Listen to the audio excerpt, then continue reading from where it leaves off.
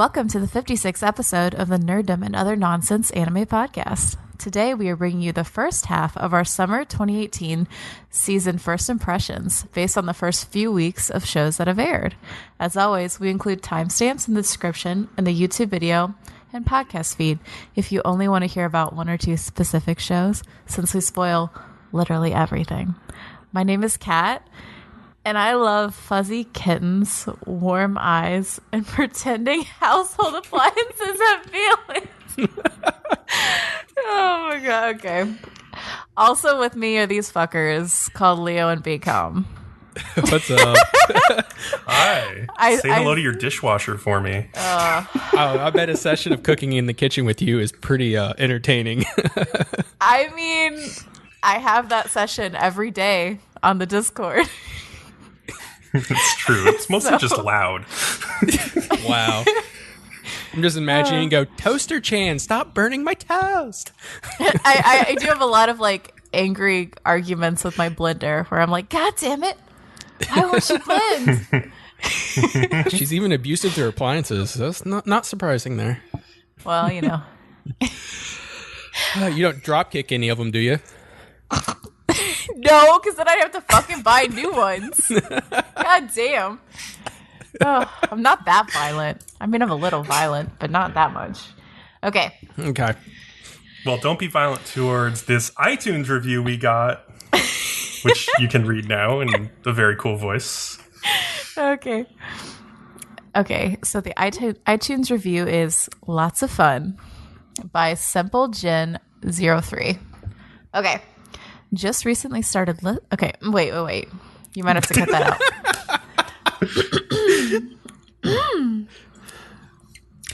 Just recently started listening, but I enjoy the atmosphere of the podcast. Plus, the hosts seem to have a good time.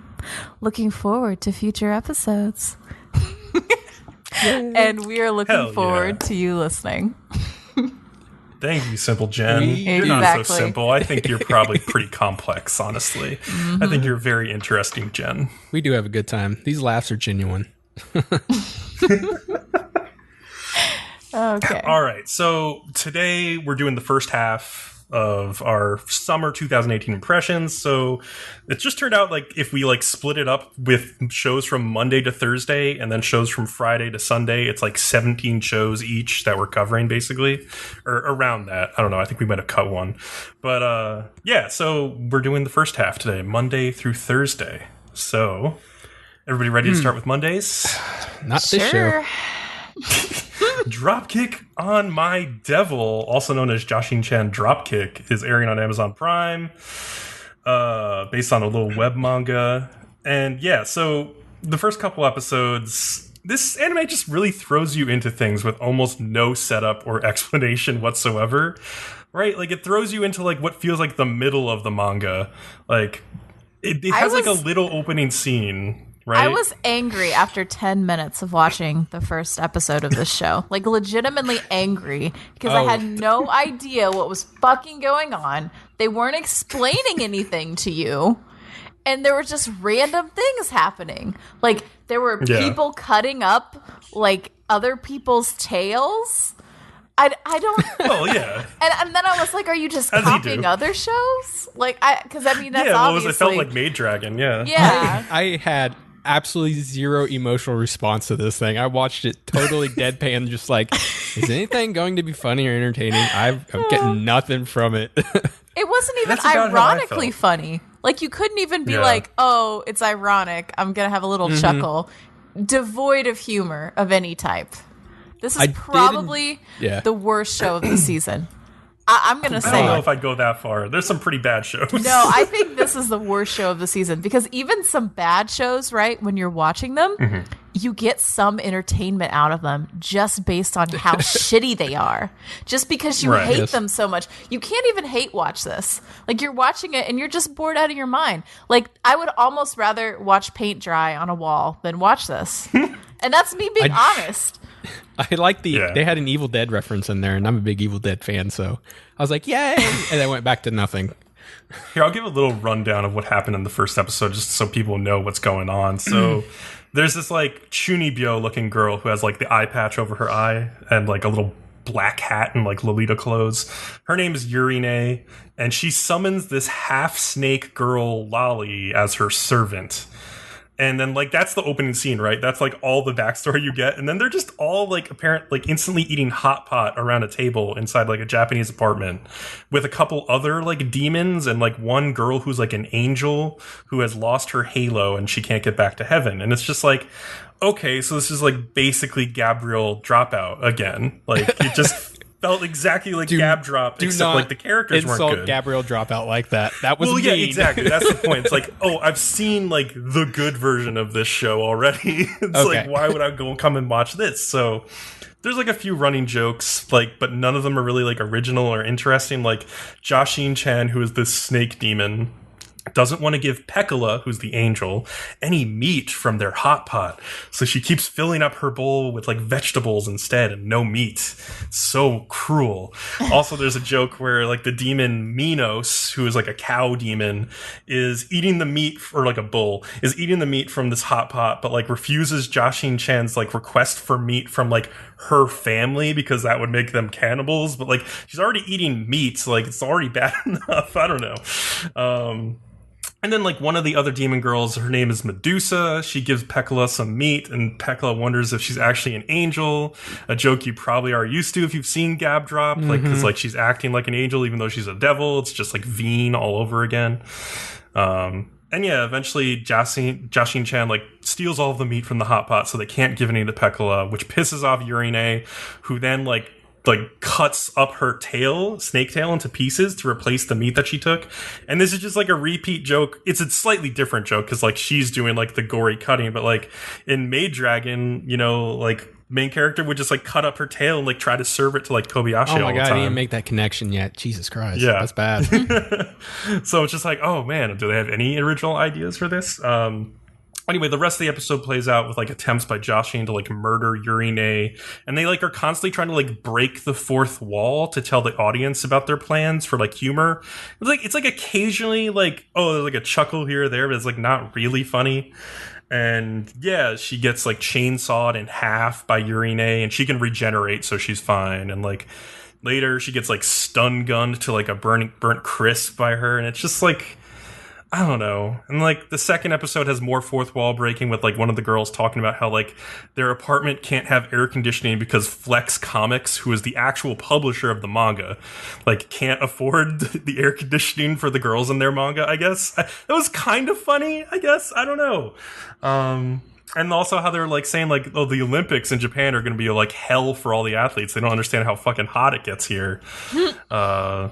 But like, yeah. Oh, and then an ice demon Lolly shows up and makes like shaved ice, and then her blood is strawberry flavored while her urine is lemon flavored. So you can have like a lemon or a blood shaved ice. So I don't know. Like it has some like bizarre and weird parts of it. I just didn't get much from it. I don't know. Yeah, I've already said my two cents. Basically all I have to say. Even the violent bits, which I'll laugh at some slapstick, like, ooh, she got cut in half humor. Even that, like, wasn't funny. Like, I don't know. Yeah, basically. It felt like they were, like, trying too hard or something. Maybe. I don't know. It just felt try hard. Maybe that's what it is. Yeah. Point is, don't waste your time on this. It's really not worth it. Nah. Yeah. All right. Well, the next show, it's called Phantom in the Twilight. It's on Crunchyroll, and it's an original show from Studio Leiden Films. Also, like, the director of Mobile Suit Gundam 8th MS Team is working on this, which is, like, just a weird thing. This is, like, a Chinese-Japanese co-production as well, but, like, as far as Chinese-Japanese co-productions go, I'd say this is, like, one of the best I've seen so far. Yeah, it has a decent story. Like, yeah. I can get into what the story is. So it focuses on a Chinese girl named Tone, who is studying abroad in London for like the first time, and she's with her friend Xin Yao. Obviously Chinese name, so yes, it's Chinese co-production. But yeah, their plans are instantly thrown into flux when an invisible goblin steals their luggage and their jewelry. And like Tone runs after the goblin, and she uses some magical spells that her grandmother or great-grandmother, I can't remember, taught her in order to track him. But instead, the spells lead her to a magical cafe. Like, basically, one of the spells is, like, she throws, like, a paper airplane, and it just, like, takes her where she needs to go, basically. So, yeah, it guides her to this magical cafe that she enters through, like, a magic mirror door. And inside, there are 3 hot dudes. One of them is like a vampire, another is a werewolf, and another is like a jiangshi, which is like a Chinese hopping vampire, apparently. He's the guy with like the hair over his face. The thing is, like, they're not bad looking, but like I can't say that they're hot dudes because the way they draw their faces is very strange. It's almost like they're more simplistic than they have to. I don't know. It's weird. I see what you're saying. They're definitely no Yotsuro Biori boys. I don't know. I was like, I wanted prettier faces on my boys. All right, I have to look at these boys for 20 episodes or whatever the fuck. Like, I want them to be hot. Like, yeah. But I mean, other than that, like the character design isn't bad. It's just they did something unfortunate to their poor faces. I don't know. And so, yeah, these not so pretty boys explain that the cafe Tone has entered was actually originally owned like by her like great grandmother, and like it was a place that she opened in London for like these misfits who are known as Twilights, hence the title, to work and like be safe, I guess, in this society. And then so after this, like the 3 Bishi boys try to help her like get her stuff back. So they track down this goblin to like Hyde Park in London, and they fight it along with this like tree spriggan creature. And like Tone I actually kind of like as a main character because she's like very proactive and she's like can handle herself.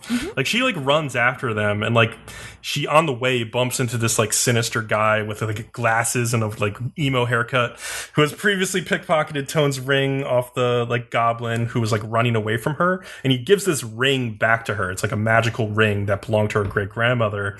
And like once she gets to like the battlefield and like she's like threatened by the spriggan, like the ring kind of like activates and she's able to like summon these like awesome like chains out of the ground, and like she's instantly able to like fight with them too. Like she throws them at the spriggan, like tying it up, and then like the vampire dude just like wrecks him after that.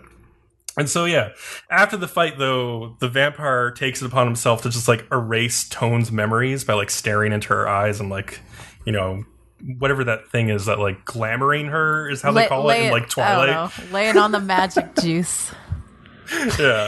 Man, I did and not. So like she heads home and like, but like when the episode ends, she finds that like her friend Xin Yao has been kidnapped out of nowhere. So that's but like the magic juice doesn't last long because like literally within like 10 minutes, she's like, "Oh yeah, I remember because my friend just got kidnapped, so I remember everything now." Like, yeah, she snaps out of it like, immediately. I was like, are they going to go through all these introductions all over again? I was like, okay, thank God they didn't have to do that. Like, I didn't watch this one, and I cannot make sense of what you just said. There's so much in there. No, it's kind of weird. Yeah, but like I don't know. Like from what I can tell, her grandma was like a supernatural like banisher. Like she went around like and where people were having issues with supernatural creatures, but instead of like just destroying them, like she could have done, she tried to make it so that they could live without bothering people and everyone could kind of live in harmony. Right. Yeah, and that's why they're like, "Oh my gosh, we loved your grandmother so much, blah, blah, blah." I find that this is a little tropey. Like, I don't know if you want to go into the second episode first, but... Well, I want to say, like, just a couple things about the second episode, because, like, okay, there's a 4th member of the cafe whose name is Wayne, who is, like, a ghost, and a cat you noticed something else about Wayne. Oh, like a Shota ghost? Yeah, I guess he's a Shota boy. I don't know. There is a Shota boy in the show. Okay, no, wait, isn't it what happens is, like, Wayne takes over, like, this mannequin of a Shota boy? Yeah. He takes over this mannequin of like a conspicuously hot Shota boy. Because like Xin Yao is like Tone is trying to rescue Xin Yao, and she's been taken captive by like literally Jack the Ripper or something, or like is being attacked by like literal Jack the Ripper. And then we find out that like also the vampire Bishi boy named Vlad is literally Bram Stoker's Count Dracula. Like, he is that Count Dracula. The idea is that these supernatural creatures are based on like our idea of what they are, like our energy and thoughts like make them what they are. So like, because people think a lot about Jack the Ripper and like are scared of him, therefore there is one, kind of. Right. Yeah. And the same thing with Dracula. So wait, would that mean that like out there somewhere is like the manifestation of like the Twilight guy? Because everyone's thinking Robert Pattinson. Wow. Will show up. Oh man. Edward. Jacob. Yeah, no, like, I assume they're out there. Yeah, like, there's not much else to say about the second episode. Like, I'll continue to say, like, I like Xin Yao and Tone's relationship with each other. Like, they're just, like, really good friends. Like, they seem to have, like, a really nice, like, friendly, like, relationship. And, like, Tone is pretty cool. Like, she can, like... She's not afraid of these situations where she's in, like, mortal danger. Like, I guess she probably takes after her great-grandmother, who we keep hearing more about, who was in the middle of this stuff, too, and, like, had no fear. And, yeah, it was just funny how, like, the three guys in the cafe, like, really reminded me of Yotsuhiro Biori, like, at first, because I was like, oh, it's three hot guys in a cafe. It could be another good one. And I don't know. It's, like, it's okay. Like, the animation is a little janky. The character designs are okay, and the art is okay.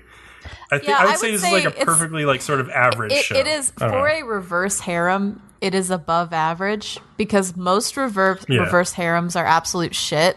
There are very few reverse harems that have a main character that is not a robot, and I can say pretty confidently, like, she is not a robot. And so that already puts it above the curve for most reverse harems. Like, she has a personality. Like, she makes decisions for herself.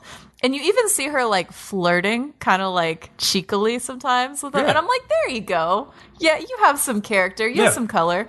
I appreciate that. And it does have an interesting plot. Like, the whole thing with her grandma. It seems like they really gave her grandmother, like, a really deep story. Because they go into, like, she left... the great-grandmother left her daughter behind in China and went to London because she felt like she had to do this thing and she had this path. It seems like there's a lot there, and it could be interesting to hear about. I do think, like, the thing with all of them immediately loving her is a little irritating and pretty common. It's just like, oh, we loved your grandma, so we love you too now, somehow. At least she seems like more deserving of this kind of love than like most reverse harem girl protagonists. Yeah. Like, who are just like a blank slate of nothingness, you know? Yeah, and so like, I would say she kind of deserves it. I would say if you're at all into reverse harems, like, this is definitely one to check out. It's better than most. It's not anywhere near as good as like Kukurio, in my opinion, but it's still pretty good for a reverse harem. It almost makes me hopeful that since this came out and Kukurio came out recently, that like they're getting better. Because for forever, ever since I started watching anime, most reverse harems have been absolute dog shit. And I've just accepted this, that I'm going to watch all of these and I'm going to hate them. And like, at least now they're a little bit better. So yeah, for sure. All right. The next show actually has like a similar type of feel. It's not a reverse harem or anything, but yeah, it's called Holmes of Kyoto, or Kyoto Teramachi Sanjo no Homes, which is on Crunchyroll as well. I guess this is kind of from like Seven Studio. A romance mixed with a mystery. That's what I would call it. Yeah. I don't know. It's like a romantic take on like a Sherlock Holmes type story, basically, where...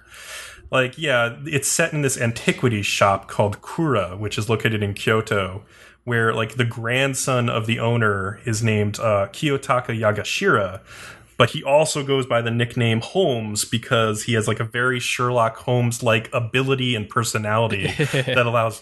what? I just...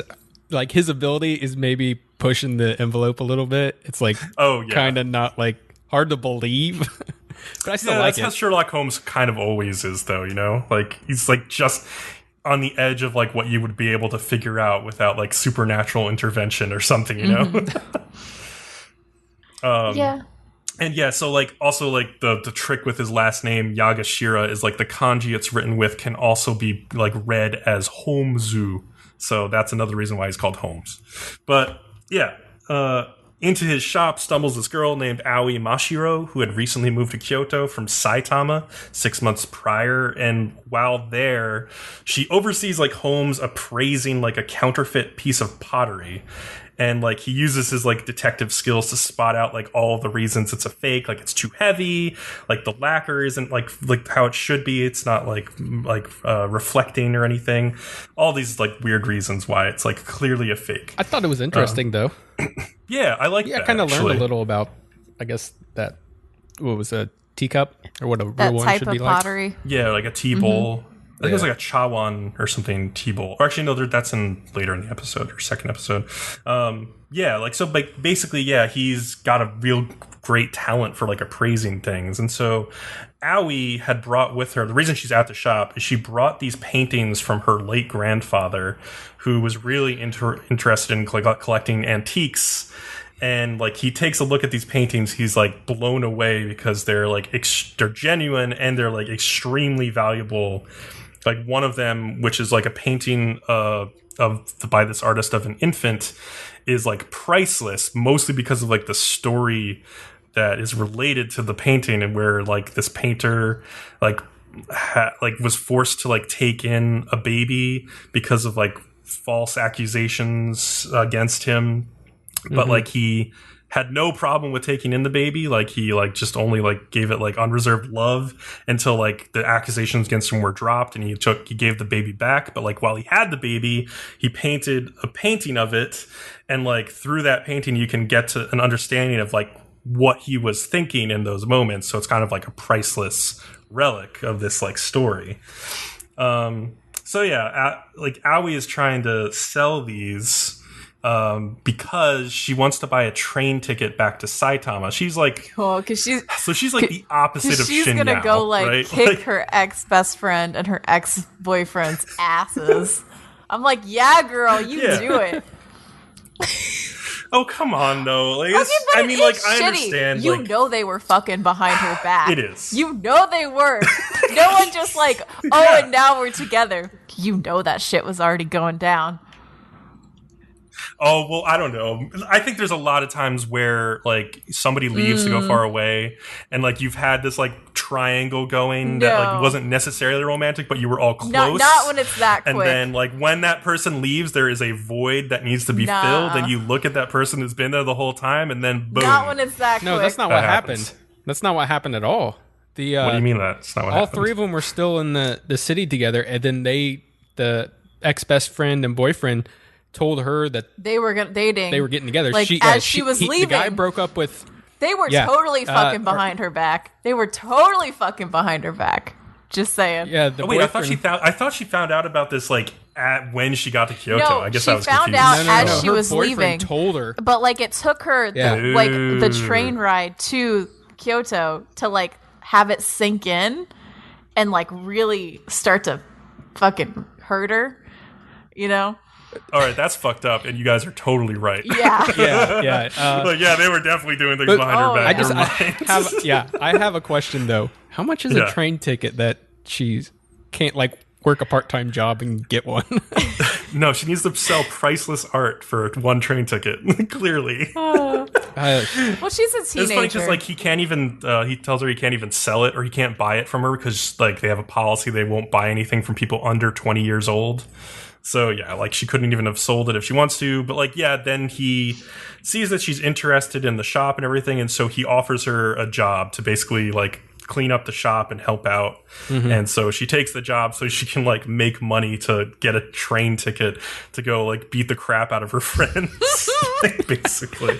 She just says she wants to give him a piece of her mind, but I don't, whatever that entitles. I hope but she- she's also, Yeah. when she's doing this job, she's also, like, apprenticing to be an appraiser also. So that's kind of neat. yeah. Yes. That's true. Yeah. I don't know. She's basically the Watson to his Holmes. So yeah. I really like the characters of this anime. Like, the second episode is all just about like a whodunit episode, and I didn't like it as much as the first one. I understand that like the whole object and plot of this is supposed to be like a series of like mysteries and them solving the mysteries. That's not what I'm in this show for. I'm in this show for the characters and like the good characterization that this anime portrays. Like even the characters that are only in the show for an episode are set up really well. Like in the second episode, there are two sisters, right? Right.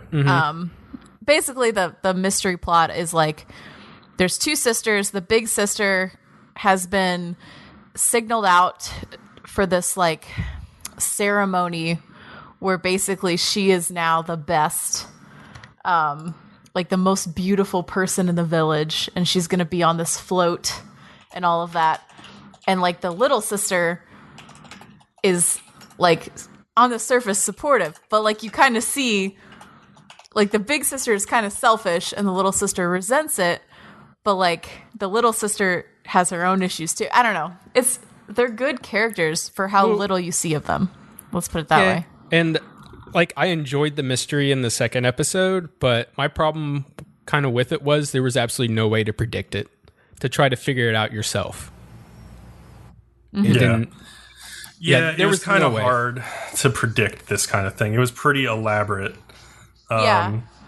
So I don't know. Yeah, I liked the sister characters. Like they were interesting. Like I liked how they played against each other.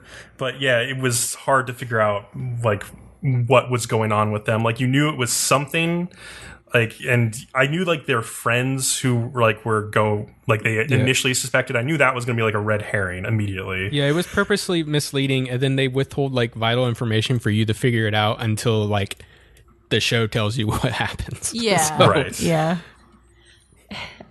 So I don't know. Yeah, but I agree with Kat that like I think going forward, the show seems to be capable of telling like good character stories, like even if they're just one episode long. But I do want to find out, like more about. It's kind of like Yotsuro Biori, where I want to find out more about like the family running the shop and like his grandfather and his father and how they all feel about everything, and like how he learned to become like such an incredible appraiser, like how his grandfather or father taught him like all the things he knows. I think it will continue to be interesting. Yeah, really, for sure. Yeah. His grandfather is kind of like a silver fox. Like, isn't he? He's good looking. Yeah, and also he hits on her immediately. I don't know. I thought that was cute. Yeah. Yes. I want to say though, in that first episode at the end where he has that one-liner where he's like, all Kyoto boys are nasty. I really rolled my eyes just like, why did you do this show? God damn it. Kyoto boys are nasty. Kyoto boys are nasty, baby. Oh God. And then bring it up in the second episode. But anyways, I think I'm going to leave the room while Bcom does this next one. Well, that's too bad, Leo, because there's only one room. You're all trapped in here with us. All right. I'm excited. One room, second season. Let's go. New studio, 0G, original anime. This is an original thought they came up with. It's not much of a thought. It's more like an aborted thought. Like they tried and then they gave up halfway through. Yes. Is there a game of this? No, I feel this is an original property. Maybe they made a game afterwards. I don't know. I feel like this would be like better. It visual wouldn't be novel, better, but right? it would work as a game too. If they made it a game, I want to talk about that. they should make it so that when you click on the girl's skirt, she goes, "Kya!" and it like flutters a little bit. Well, that's not what I was thinking. I was thinking like they should make this anime as like a choose your adventure story, because like that would make more sense than what they're currently doing, like where it's like, oh, this shitty dude protagonist who is invisible but like still has like clearly things that he's saying that just go unsaid that she reacts to. Like, why is this douchebag guy like making all the decisions? Like, I should be making decisions for what happens to my waifu, right, Leo? Like, you don't want some invisible asshole making all the decisions. Yes, my 13-year-old waifu. Fuck. People messing like, with I her. want to choose my own adventure story where like I turn myself into the police Oh because God! I've been like gawking at 12-year-olds. I need help. Mr. Officer. So yeah, if you remember, I did impressions in the past on like One Room Season 1, which is basically a fan service show where they literally cut out the middleman because it's all shot from a first person perspective as if you are like this girl's boyfriend or whatever. I think your but like brother it's not at all times. first person because like they do cut away to like a lot, like a weird litany of like low angle camera shots of like up her skirt and like down her blouse and like the side of her face, and it's like, okay, so it's not first person really, it's just like kind of first person, and then like lots of fan service shots. But yeah, like the idea is like you're experiencing a relationship with this young girl for 4 minutes at a time every week. And man, are they young girls. Like the girl featured in this first arc, her name is Yui Hanasaka, and she's a returning character from the previous season. And like interestingly, I think she's the only returning character. Like there will be 2 new girls in the other 2 arcs. And I would describe Yui as like an opie lolly because she's got those boobies, but the rest of her body looks like it's 11 or 12 or whatever, 13 maybe at the most years old, which is like a typical character design these days. Basically, long story short, the first arc, you like go to the beach with her so you can stare at her in a bikini for a while. Oh, there's a better show for that this season. Yes, there is. And then you go back to your apartment and you push her down on the bed. And that's where it cuts because it's like suspense, cliffhanger. Ooh. And then the second episode picks up from there and she's like not emotionally ready to have sex with you, which like I think you could have picked up on by the fact that she looks like she's 12 years fucking old. I was gonna go, this is the part where that meme pops up where like everybody comes rushing, the like FBI breaks in through the room and starts shooting everywhere. You know what I'm talking about? Yes. I would love that. Oh my god. Does she have the Bambi eyes? Is that what's going on in the scene? Yes. Okay. Absolutely. Your heroic invisible perspective character then seemingly starts to like ignore this girl because she wouldn't sleep with you for like a week, where she tries to follow you around at night and like figure out where you're going and stuff, and like you scold her for trying to find out why you've been a douchebag and like avoiding her this whole time. And that's like the whole third episode. And then the second episode. Then the third episode, the final episode, you finally talk to her again. And it turns out the reason you've been avoiding her is because you've been working nights and working a lot. So you could buy her a ring. A ring with the world's smallest gem in it. I wish I had taken a picture or screen cap because it's like literally like it's like a speck of dust on the ring. It's so tiny. I guess maybe it's supposed to be like a promise ring. It's not like an engagement ring necessarily. And then the girl like breaks down crying because like she's just so relieved that you still are in love with her or whatever. And you put her through all this like unnecessary emotional turmoil for no reason, but she's very happy. Yeah, it's just like another show that's like, you know, cute girls, the way to get them is just treat them like dogs and just like neg them into liking you and then give them a reward when they're like dying for it and they'll come crying into your open arms and stuff like this. Like, that's basically what this show is. And it's dumb. I think there's probably one more episode to this girl's arc. So I don't know. Maybe they're just gonna like. Are you gonna watch it? You see, young boys. I'm not sure. If you emotionally manipulate girls into liking you, it might work for a while, but eventually they'll wake up and be like, "Oh, this is some bullshit," and then they'll leave. Or they'll wake up and be like, "Oh, this is some bullshit," and they'll run and get a knife from the kitchen, plunge it into your fucking chest. I don't know about that. You know, let's not encourage murder on this podcast. Maybe for this guy though. This fake anime guy, maybe. Will he bleed fake blood? Will it be colorless? I don't know. If our main character gets stabbed, does that mean that like it's first person? Is it us getting stabbed? Is that what it is? God.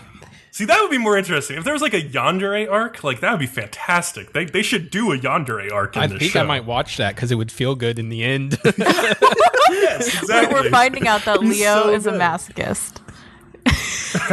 No, it would feel the guy good in the end. Just desserts. That's why. But you are the guy, Leo. You are the guy. I'm mentally taking a step back. I'm watching this from somebody else's perspective. Oh man. All right. Okay. So that is the fantastic list of shows on Mondays. So let's move on to Tuesdays. Kat, you got this one. y'all basic bitches, come gather around because we're going to talk about Overlord Season 3. Because I'm pretty sure I'm the only one who watched this with you. So we'll talk about this trash together. Okay. More lizard sex? No, there's no more lizard sex. Not yet, anyway. So the last season, I got really bored with Overlord, and I almost dropped it. I don't know about all of you guys out there. I was about done. I really liked Overlord Season 1. I liked the kind of ecchi mixed with the guy who's the main character. I think his name's like Steins or whatever. Who he's like, he's dumb, but like has to pretend that he's like the world's smartest guy, like all the time. I don't know. It's really fun. I enjoyed it a lot, but then they had to go and make it about lizard sex and weird megalomaniac princesses who are two-faced and like other such things. And they made it way too serious in the second season as well. Like, because a lot of the show revolves around Ainz basically pretending that he is the hero and like assuming this one persona, but then behind the scenes being the villain as well and like using his minions to manipulate it. So like he's in charge of both of those things. So it looks like he's always the hero in the end. So he's trying to get power behind the scenes. And it just got way too serious and I was just done. But this season is back to the original tone where it's more lighthearted and like comedy driven with just an undertone of, well, we're going to take over the world eventually, like in the background.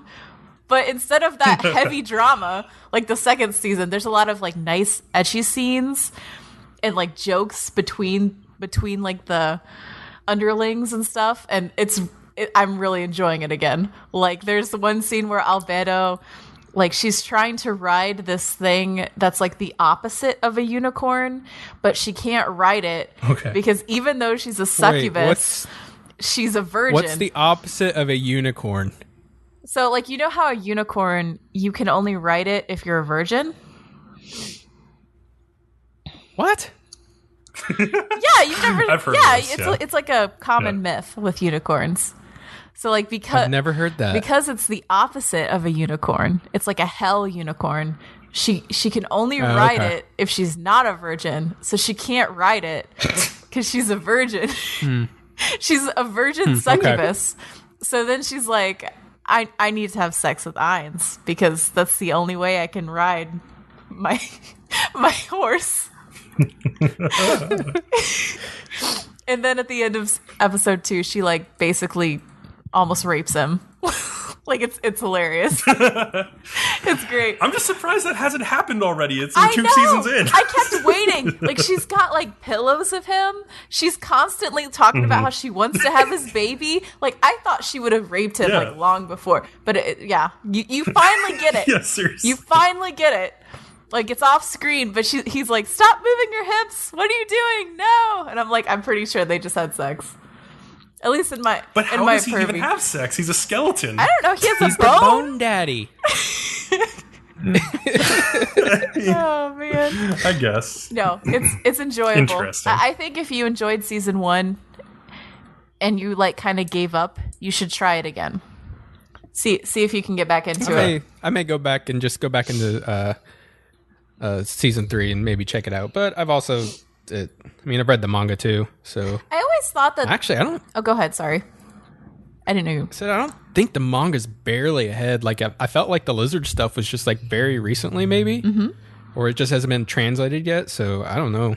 Huh? I don't know anything about the manga. Hasn't been translated. So that's interesting. In the manga right now, they're focusing on a butler guy. Ooh. So you mean old butler guy or butler guy with the glasses that is hot? No, the older butler guy. Oh, okay. Okay. He's like basically his right-hand man also, almost. Well, Demirge, right? The one with the circle glasses? It's Sebastian.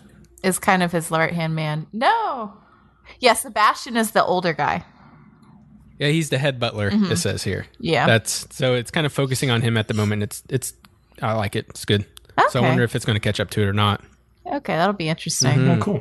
But yeah, no, like Yeah, that sounds good. That sounds like more of the parts that I liked about the first season, which were like the lighthearted, fun, goofy parts. Yeah, so that's good. Because I think that the strength of this anime is just the characters are really unique and like well designed. I don't know, like not even their personalities. Like there's comedy in their personalities, but just like the different creatures and stuff are interesting. And yeah, each one is pretty unique compared to the next one, so I will say that about it. I can tell you that from the manga. Yep. But yeah, so it's better there's not 1,000 of them. Oh, like the Thousand Musketeers. Yeah. Oh boy. Senjushi. Oh, all right. I didn't watch it, but I want to hear what you say. Yeah. Is it based? The weirdest thing about this show is the director, who Kenichi Kasai. He's directed like incredibly good anime before, like Honey and Clover, or like Bakuman, or like Amanchu. But then he did this for some reason. Well, I don't get it. It's like a shitty clone of Token Rambu. So, like, as someone who has faithfully watched all of Token Rambu, because I'm a Bishi slut, this is like a shitty version of that, right? Like really shitty though. Yeah. Like unbelievably shitty. Oh, it's that bad? It's okay. Had some of the worst animation I've seen in a while. It's not It was well real animated. bad. Like, okay, you'll get shots of them in their hot costumes that are well animated, right? But then like then they won't be well animated anymore, like ever again. It's just that one shot. Yeah. And I'm kind of like, well, why did you even bother to make this if you weren't going to put some effort into it? Because Token Rambu is always decently animated. Like, there's never any shots of them where you're like, oh, they look like shit. But most of this anime is them looking like shit. There's actually a scene in the second episode where they're all showering, and they do these like long pans like down their bodies, like super slow-mo. And I'm like, I would enjoy this if this was halfway well drawn. Like this doesn't even look good. Like, it looks like a little boy. Yeah. Because it's not well drawn. So I don't give a shit. And also they're like, they scream out like ultimate nobility constantly. Or is that what it is? Or is it something nobility? And they talk about it. Oblige, noblesse, or something like that. They I don't talk know. about how they need to reach it all the time. And then when they reach it, they like glow. And so like the whole... So in Token Rambu, the whole thing is there's like these time villains, and they're like going throughout time. In this one, it's like the villains are kind of like this state that is taken over after like a nuclear war.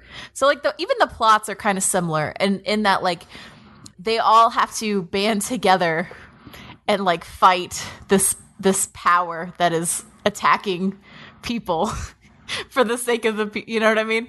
It's very similar. Right. Yeah. And when they fight, they glow. And my thought was kind of like, well, maybe this is sort of like their radiation sickness. Since there was a nuclear war. Maybe that's what it is. I don't know. Yeah. I honestly think this would have been better if they had just made this into a hentai and like kept the costumes and called it Stuff My Musket, baby. Yeah, and called it like hardcore history instead of not to shit on the podcast, which I also really like. That podcast. Love that podcast. But that would have been a better show than this show. So hardcore history. I'm never gonna think of hardcore history the same. Damn it! Why'd you do this?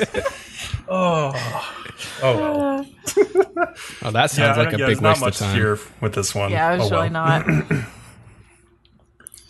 But there are some things you can be found on the back streets.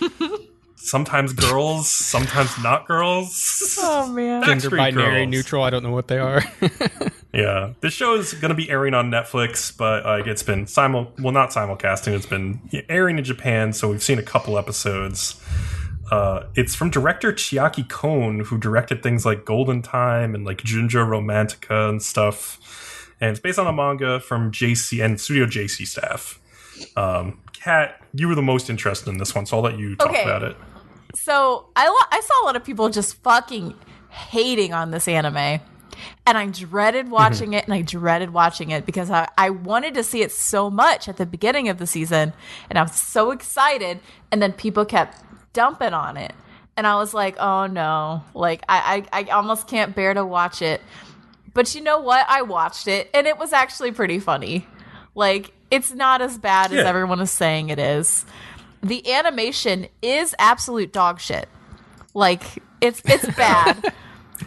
But the humor, it's not even that it's bad. It's just like they just don't animate a lot of stuff. Like it's kind of like what Senjushi does sometimes too. It's like they just like pan over long like still motion scenes and the animation of the characters looks kind of like an American TV show more like Archer or something or Aqua Teen Hunger Force is the thing it's close to like when like the dude with like the fucking like wife beater and the sandals and Aqua Teen Hunger Force. I don't know if you know his name, Leo. Like whenever he's talking, used to.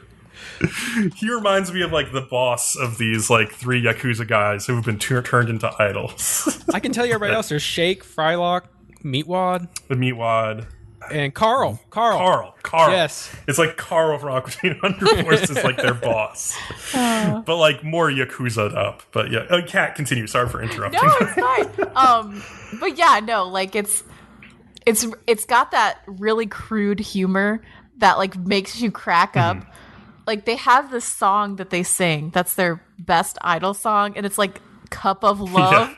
And it's just based on the idea that like Yakuza drink the sake cup together. Like but none of these idiot fans can see like what they actually mean. It's hilarious.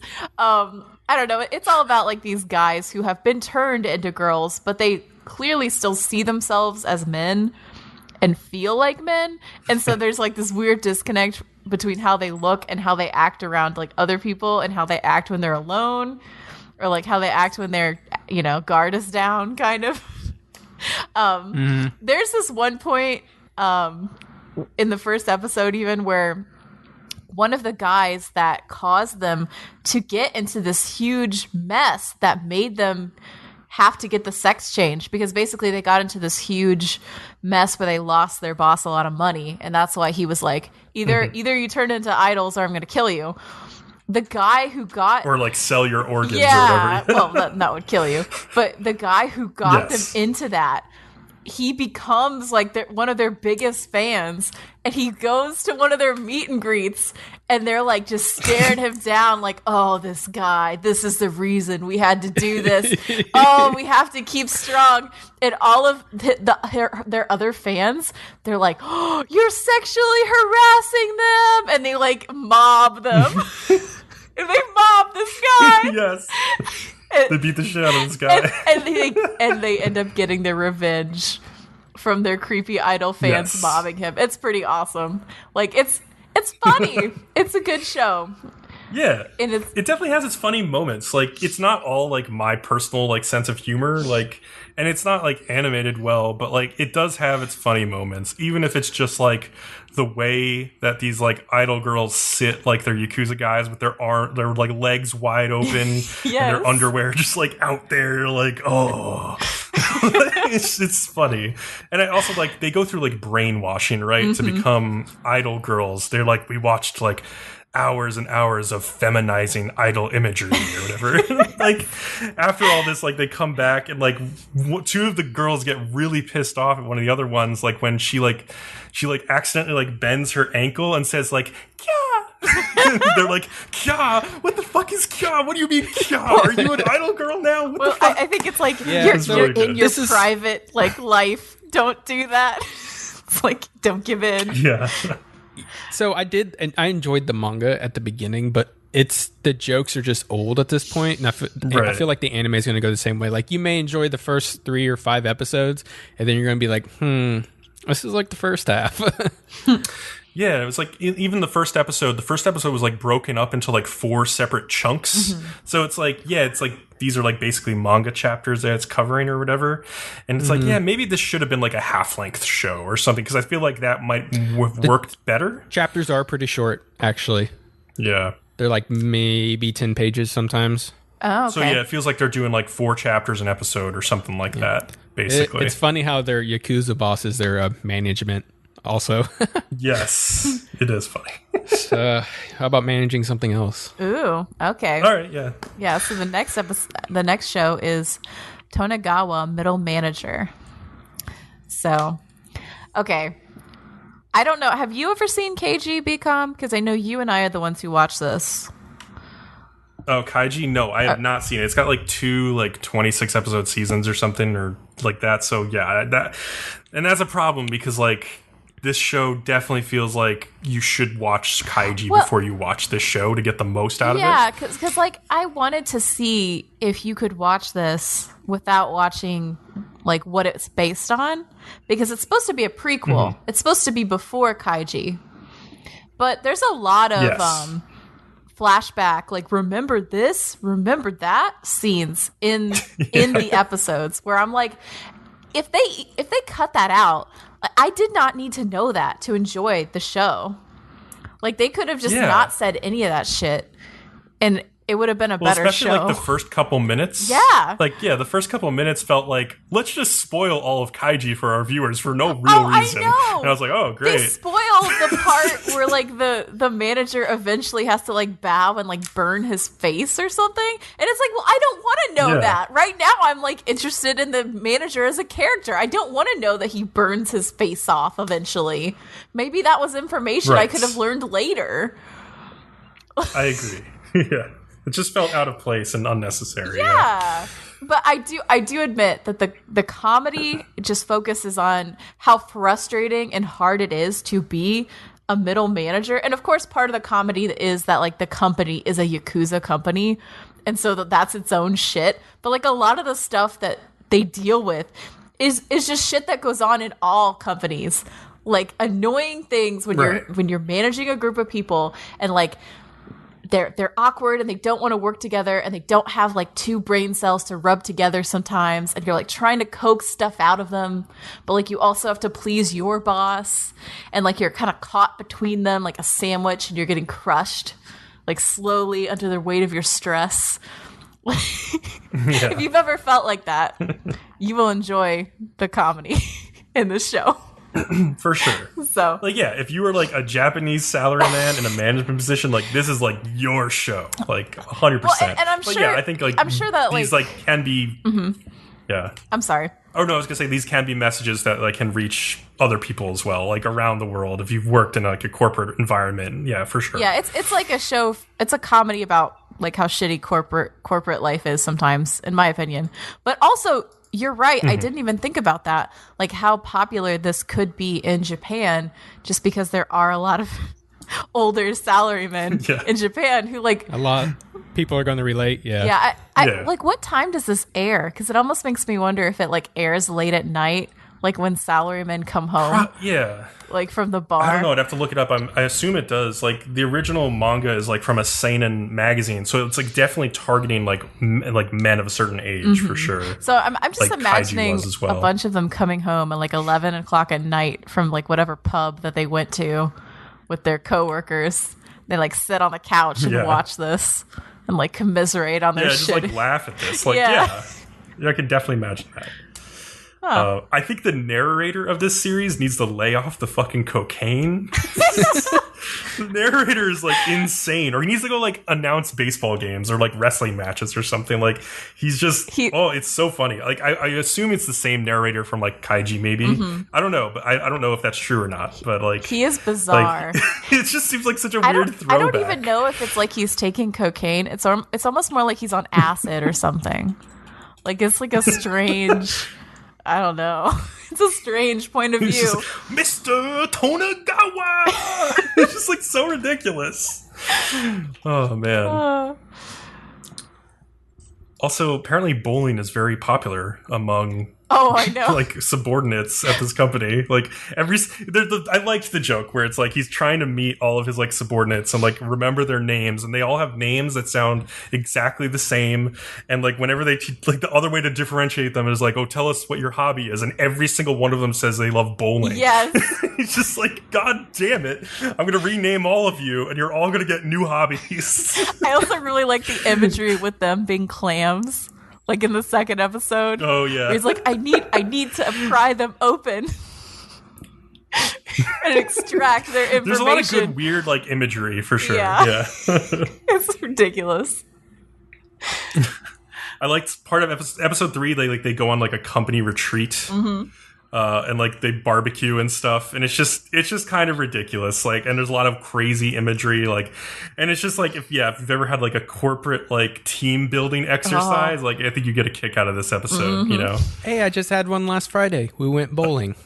Oh God, well this is for you. You would relate. You should watch this, Leo. It's just kind of ironic. Why do? Yeah, How about this I next like one? this show. Why It's do interesting. corporations always pick bowling when they want to do a team It's thing? It's just easy, and it's not that overly priced, I'd say. I guess. Yeah, it's something everybody can do. It's not like it's like a level playing field, really, because like men and women can go bowling like equally as well. Like there's no like crazy athletic component to it that some people can't do. I don't know. Have you seen the bowling fails compilation on the internet? No, but I will now. We just watched that in the Discord like a couple nights ago. Actually, God. that is Sounds some like good good times. shit. All right. All right. Well, anything else on this before we move to the next one? No, I think we're good. Do you know All how right. to pronounce this one? I'm not No, 100% sure. I would love to figure it out. think it's- I'm going to keep pronouncing it in my weird French way, Yeah. which is Angolmois. That's how I pronounce it too. Yeah. Angolmois. But I don't know if that's Angolmois. I don't know. Record of Mois. Mongol Invasion Yeah. is the subtitle, so that helps. Yeah. So before we get into this, we'll probably end up picking this one up. So I did do a little more thorough with the episodes, a little bit smaller. But there's one thing that we have a big difference on. Kat and I really like how this anime looks, but you have a problem with it, right, Bcom? Oh. I do. I have one big nitpick with it, and it's that a whole bunch of people have talked about this.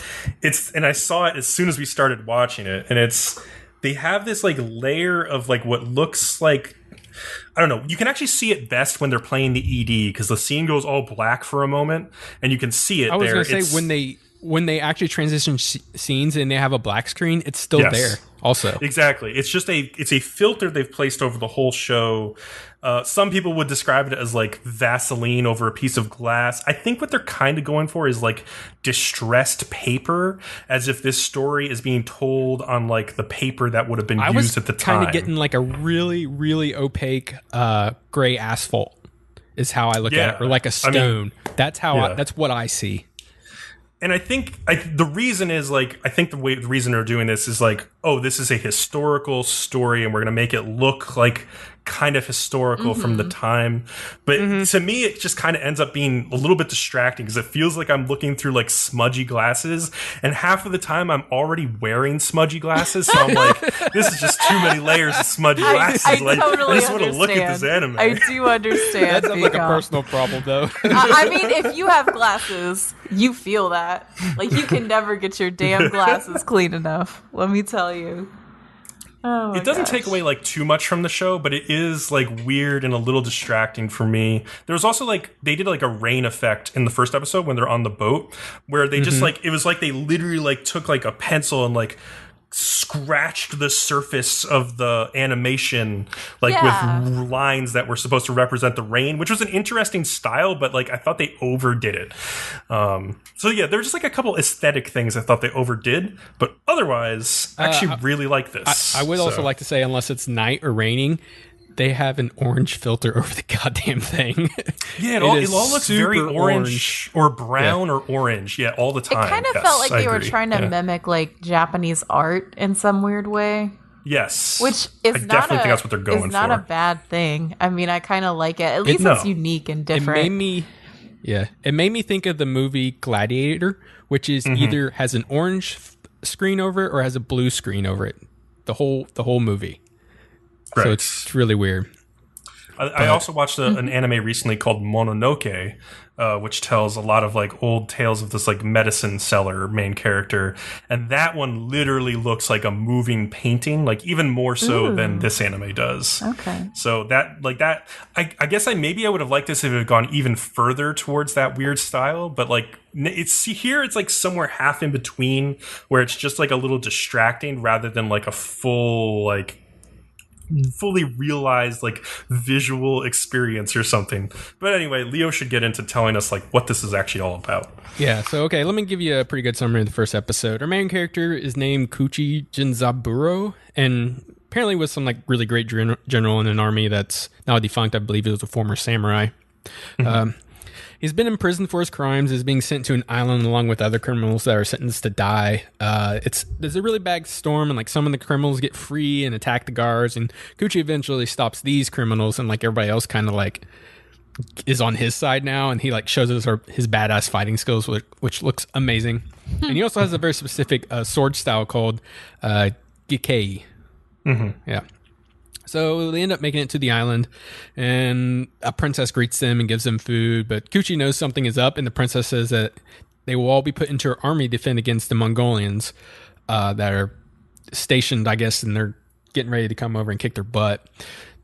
During the night, a 6-man team of Mongolians, it's like basically their special forces squad, attempt to kidnap the princess, and they almost get away with it. I mean, they got her bound and gagged, and they're running away.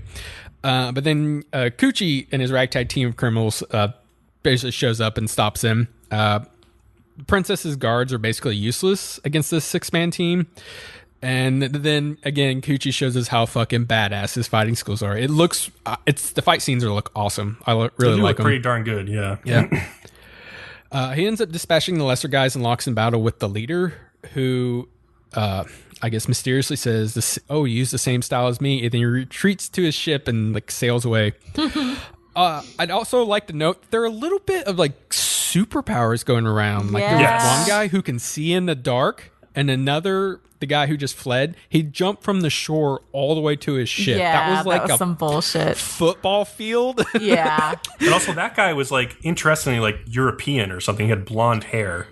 And so it's interesting to see how he's going to be involved. There are in some this whole things in this anime that make me worried, because I kind of wanted them to make this a pure historical anime, like purely like this is what happened, like with maybe a few anime style characters in it, but like I wanted them to be very strict about like this is a historical anime, and I'm seeing things that like kind of conflict with that, like the superpowers and some of the if they stay at this level of superpowers, I think I would be okay, because it's just kind of adding to the action, so to say, maybe. Yeah. But in the second episode, they kind of get more realistic.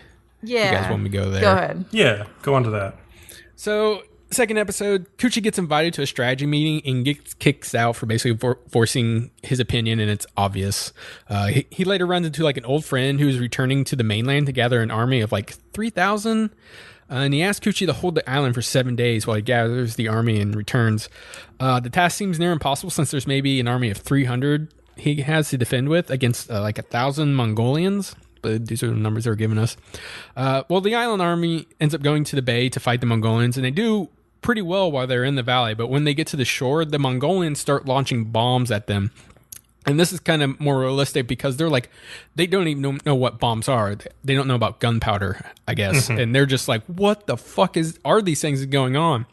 When I was reading up about this conflict, like one of the major technological advancements during this conflict is like going to be like hand-thrown explosives at some point are going to be used. Yeah, they were just using trebuchets to launch them from their ships. Yeah, the Mongols are like launching those things. Yeah, so they retreat, but then like the Mongolians come in and obliterate them, and the main chief gets killed, but like he locks eyes with Kuchi, and he's like telling him, protect my daughter, the princess, or whatever. So I don't know how many people are left that Kuchi has to defend this island against this huge army of Mongolians. So it's pretty unclear, but he talked to the monk guy, right? And the monk's like, you need to hold this for like 7 days, and I'll be back with a lot of reinforcements from the mainland. Yeah, I believe Tsushima is interestingly placed like in the ocean between Korea and like southwestern Japan.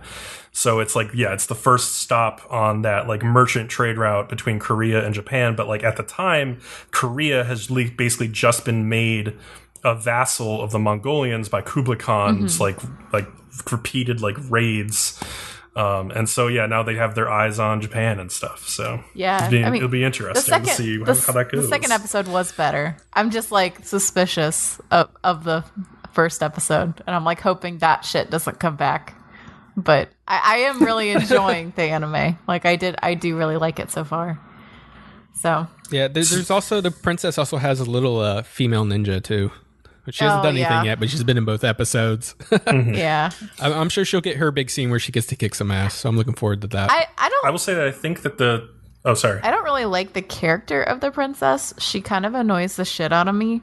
Like, she had this scene in the first episode where she was all like, I'm a badass, and I've got an attitude, and all of this. And then she does like a 180 like later in the same episode. Just the front. And she just like crumbles and like sobs in the corner. And I'm like, what? And I was like, boo, get this bitch out of here. Hey, she gets her act back together right at the beginning of the second episode, though. That's when she becomes like refined that she needs to save her people or protect her island. I know. So. It just seems like she's got these drastic swings in character. I don't know. But she has this like archer girl who is like one of her servants, her retainers or something, and like she's super hot. Oh yeah, so the archer girl is hot. Yeah. So I'll give you that. Yeah, I was gonna say like the one thing I'll say about like the supernatural like relations to this anime feels somewhat appropriate to me because of the way that this Mongolian invasion like basically ends with like the first like kamikaze. Actually, I think this is the second Mongolian invasion. Like the other one happened like 6 years prior or something. Because they were talking about how there's 900 ships, and that lines up with the second invasion by the Mongols. But yeah, it's not going to end well for the Mongolians or their Korean and Chinese vassals that are sailing over. There's some bad weather coming. I'm trying to figure out who this archer girl you're talking about is, and I think you're just talking about the princess. No, her name's like Kano or something. Yeah, it's the princess's like servant who comes riding in on the horse in the first episode. You remember her? Wasn't that the ninja? No, I don't know if she's a ninja or not, but yeah, she's her servant. But while Leo figures that out, we can go to a short commercial break. The Trash Pandas bring you this nugget from another trash can. What happens when Brains and Bullets discuss episode 2 of One Punch Man? Pretty much gene splicing heads. They will Yep. They will splice genes. They have a cyborg gorilla. They have a frog that walks on 2 legs and communicates at long range. Like they got. You think they splice the Lion King? Yeah, they have the lion. They have a fucking lion, Beast King, and Simba. Yeah, he's fucking Simba. I don't mean he's fucking Simba. I mean he's fucking Simba. We at Trash Pandas Watch Anime dig through the trash so you don't have to. You can find the Trash Pandas Watch Anime podcast on iTunes, SoundCloud. You can also follow us on Facebook and Twitter where you'll get live updates from what we do.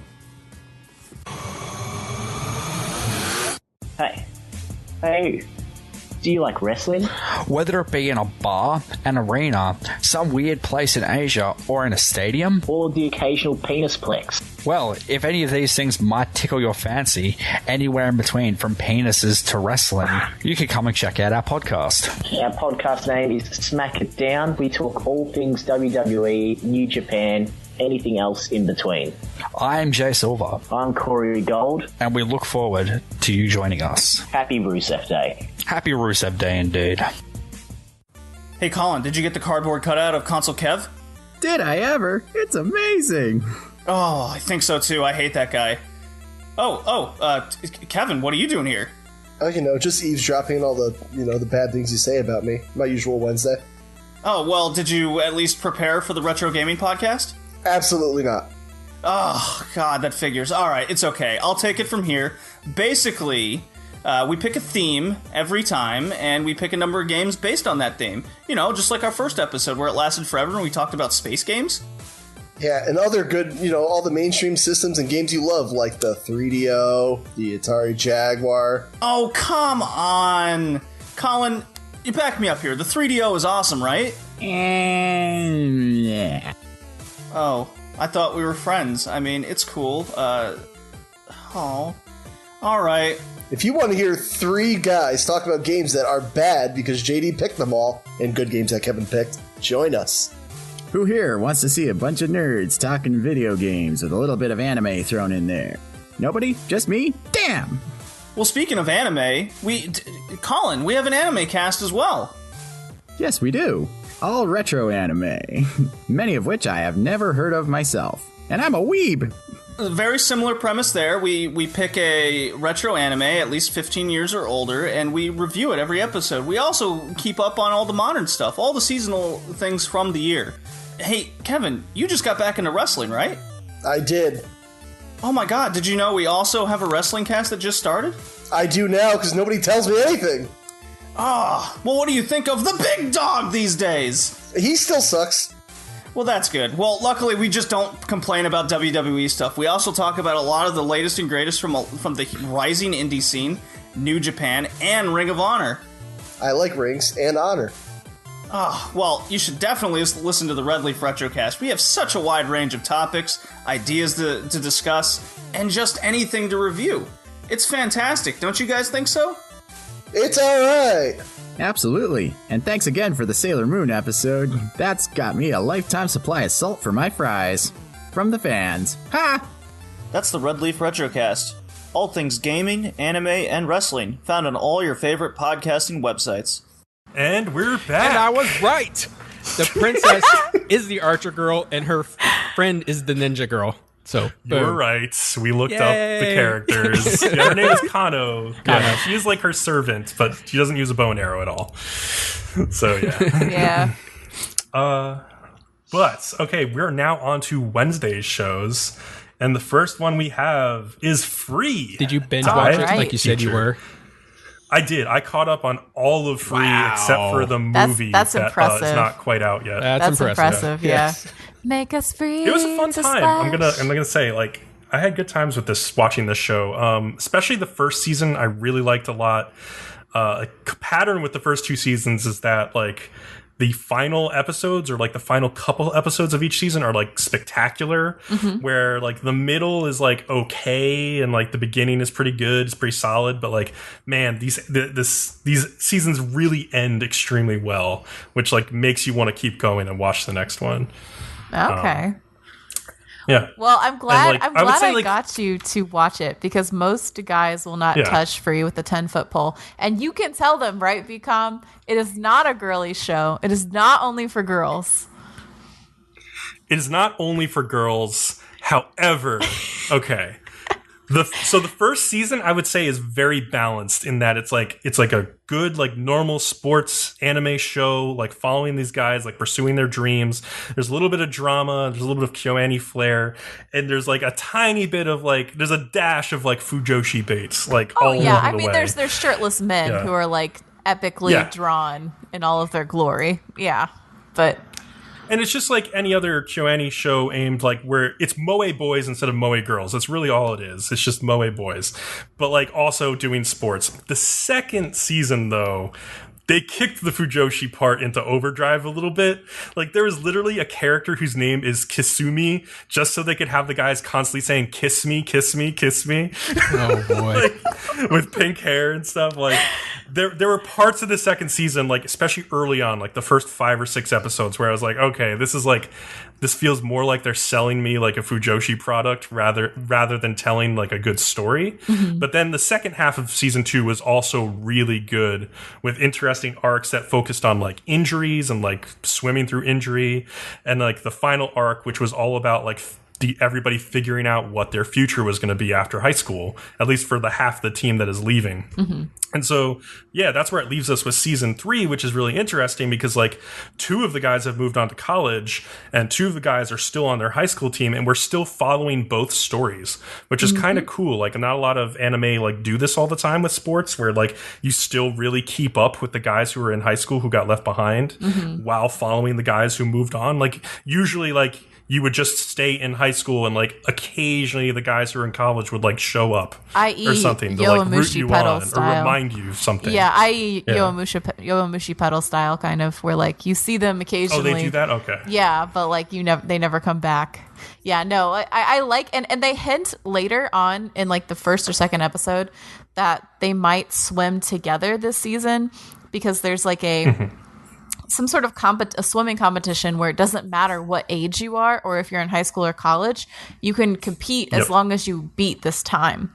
And so I could totally see kind of like the old group getting back together for that particular event, but then them also forming this new group with their people in college.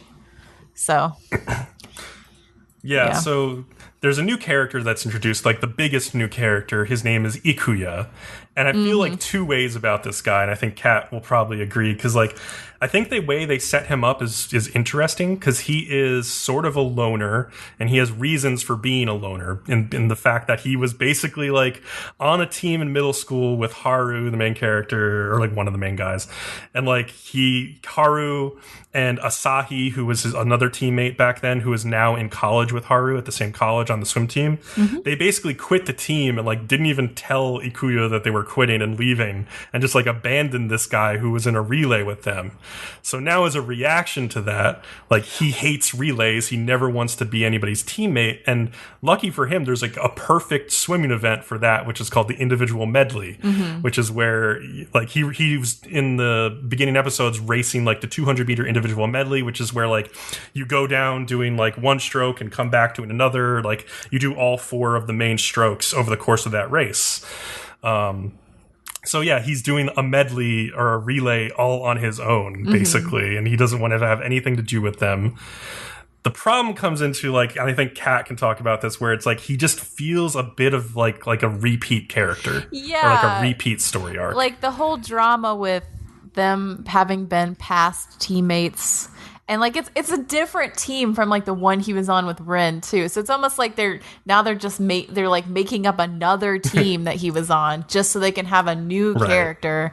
And he's very similar to Ren in a lot of ways. Like, you pointed out, and I thought this was interesting because I didn't think about this, how similar he is in Haru, like, to Haru in some ways. Because I just kept thinking, like, he's a lot like a repeat of Ren. That's just more quiet. And to me, he's like both of them. 'Cause, honestly, when I first saw him on the train and, like, that guy called him Ikuya, I was like, is that, like, Haru's new nickname or something? Like, I literally thought he was Haru. Like, he looked so similar to Haru and acted so similar that, like, I guess I wasn't paying close enough attention. I was like, I thought this was just literally Haru, who has, like, a new college haircut that got new red contact lenses. He wanted to be trendy. Yeah. I felt pretty dumb later, but I was like, oh, okay, I get it now. But yeah, like, he has that, like, quiet stillness of Haru. He's clearly, like, copied, like, Haru's, like, freestyle technique. So he's definitely learned from him. But, like, yeah, like Rin, he has those issues, like, dating back to, like, middle school of, like, feeling abandoned or, like, feeling like he was let down by his teammates for not believing the same way that he did in swimming. And so, yeah, he has that same kind of grudge against Haru from way back then. Yeah, and I mean, I'm sure it'll play out a different way. Like, I don't expect this to play out the same way everything did. I don't know. Like, it just feels okay. So I really like how it seems more sporty this season. Like, it seems like they're focusing more on the competition, which you and me talked about, Bcom. Yeah. Like, it seems like there's, like, all of these shots of them, like, really swimming hard, and I don't feel like you got as many of those shots in the first 2 seasons. So I was really impressed with, like, the level of action sequences that they animated, because, like, it's really good animation too, like, damn good.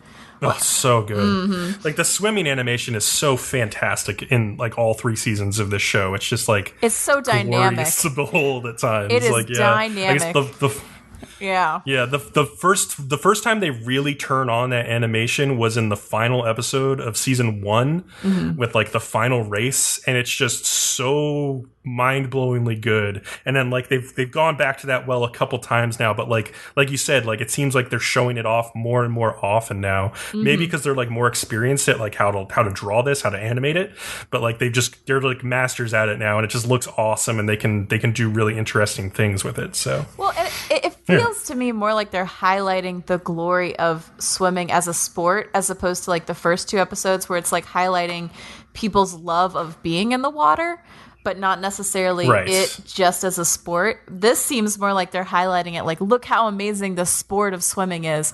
Look how awesome it is. Look how athletic it is, which I personally loved because I was on the swim team for years. So I was like, oh my gosh. I was excited. I do feel like this 3rd season has a different tone. I'm not sure yet if I totally hate the tone, but I think it's because it has a new director. It does, yeah. And so, of course, like it's going to be a little different. I understand that.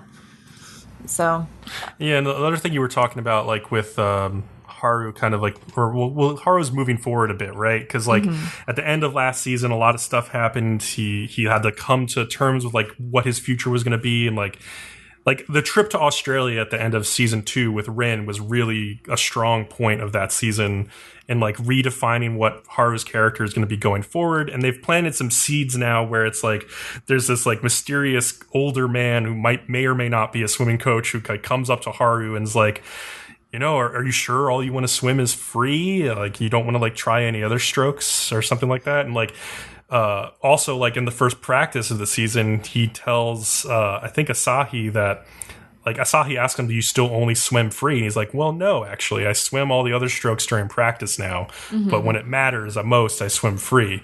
So I think they're planting the seeds that like he will swim individual medley at some point this season, or maybe in the future at least. I think he will expand as a character and grow, and I like that. I personally, my gripe with this, I really like the sport aspect. I'm really excited to see these competitions because I think this season will be very competition heavy, and I'm excited for that. And I'm excited to see all these people, these new characters and our returning characters, like swim against each other and see what happens. However, I also like I wish that instead of introducing this like this new character from his past that we didn't know about before, they had just introduced him as a totally new character that he was now meeting in college and learning to get along with someone new and make new friends while also keeping his old friends. Because I personally feel like there was so much drama already in this series that they didn't need to introduce any new drama into it. They could have just continued the storylines that were already there. And it just seems like more added drama that didn't need to be in this, what with like the sports dynamics that they're introducing that were really like a back burner before. So it almost seems like the new director didn't quite know what to do with like the personal relationship aspect of the show because he's new. And so instead of like going his own way, he used this like new character from Haru's past as a crutch to like repeat the same storyline that was already done. You know? Yeah, that could definitely be like the case. Like it does feel like that a bit. Yeah, and maybe I'll find out I'm totally wrong. Maybe I'll like it. And I do still think I will like parts of this season a lot. And I still love Free. And because it's like the only swim anime almost. And like it's so well animated and I adore the heck out of it. I just don't know about that particular like arc in it. So we'll see. Are you guys done with this yet? Jesus. Yeah, I mean it's a really interesting it's show. A good so like show, yes, we are Leo. done. You need to watch it, damn it. Let's freestyle our way out of this because I give zero interest about it and talk about the next one. Okay. Oh, because you're so much more interested in this one. Oh, I know, I'm right? just ready to get past this one too. All right. Kat, I think you have this one. It is Steins Gate 0, continuing with episodes 13 and 14. Okay, so the next 2 episodes of Steins Gate, the soap opera, Kaguri gets her memory back and clings to Mayushi like a baby squirrel. Then we find out that Kaguri has been brainwashed, and that's why she doesn't remember anything. Oh, and apparently she was trapped in some abandoned facility in a room for 12 years. During that time that she was missing, she doesn't remember anything. Because, okay, they find this room. She scribbled "mommy" all over the Yeah, walls. they find this room, and it's just got "mommy, mommy, where are you?" in it everywhere, like a fucking horror film. And I'm just okay. Apparently she's also insane, because who wouldn't be insane if they get trapped in a room by themselves for 12 years? I'm pretty sure you'd be insane. And then as you find out more and more that she's been brainwashed, she's walking down the street, and this van that's passing by plays this song, and she goes all zombie mode. Kaguri goes all zombie mode, and it just walks off and is I hear the voice of God, and I'm okay. Yeah. She's something's been triggered. She's a sleeper agent or whatever. Yeah. and then she disappears for months. And then later, I think in the 14th episode, comes back months later to attack Suzuha because she has that fucking fairy toy that her mom gave her. And I just can't with this anime. I mean, did you read all of that I just fucking told you? It's so dramatic and so soap opera-y. Yeah. It's bullshit. I will say, I do totally think that blonde scientist is the one who's brainwashing her. He's involved in that shit. I called that too. Yeah, no, absolutely. Yeah. He definitely was mysterious and evil before this, and now it's crystal clear. So unfortunately, while this show is finally starting to unravel the story, and we see that Kagari is one of these people that has the motorcycle uniform on, but I don't think she's the only one. I'm still finding this now more when I sit down to watch Steins Gate Zero now, I feel it's busy work rather than something that I'm really enjoying. Because it's just there are so many different subplots and red herrings and just muddled bullshit going on in between just really cliche tropey soap opera nonsense that it's just it's getting hard to watch. And I didn't think I would say that. I thought the second half would start off with a real bang, but it hasn't. It's still just slowly building to something vague in the distance. It seems Kagari is somehow deeply involved with the Amadeus system. We've theorized she might be the daughter of Amadeus Kurusu or something weird like that. Because you do get that flash of where it's test subject, Amadeus test subject number 3 or something. Yes, with her in the hospital. Yeah, so she's a clone. So they're even letting that one go now. Yeah, she's a clone of the original Kurusu, is my theory, and that's why Mayushi takes her in.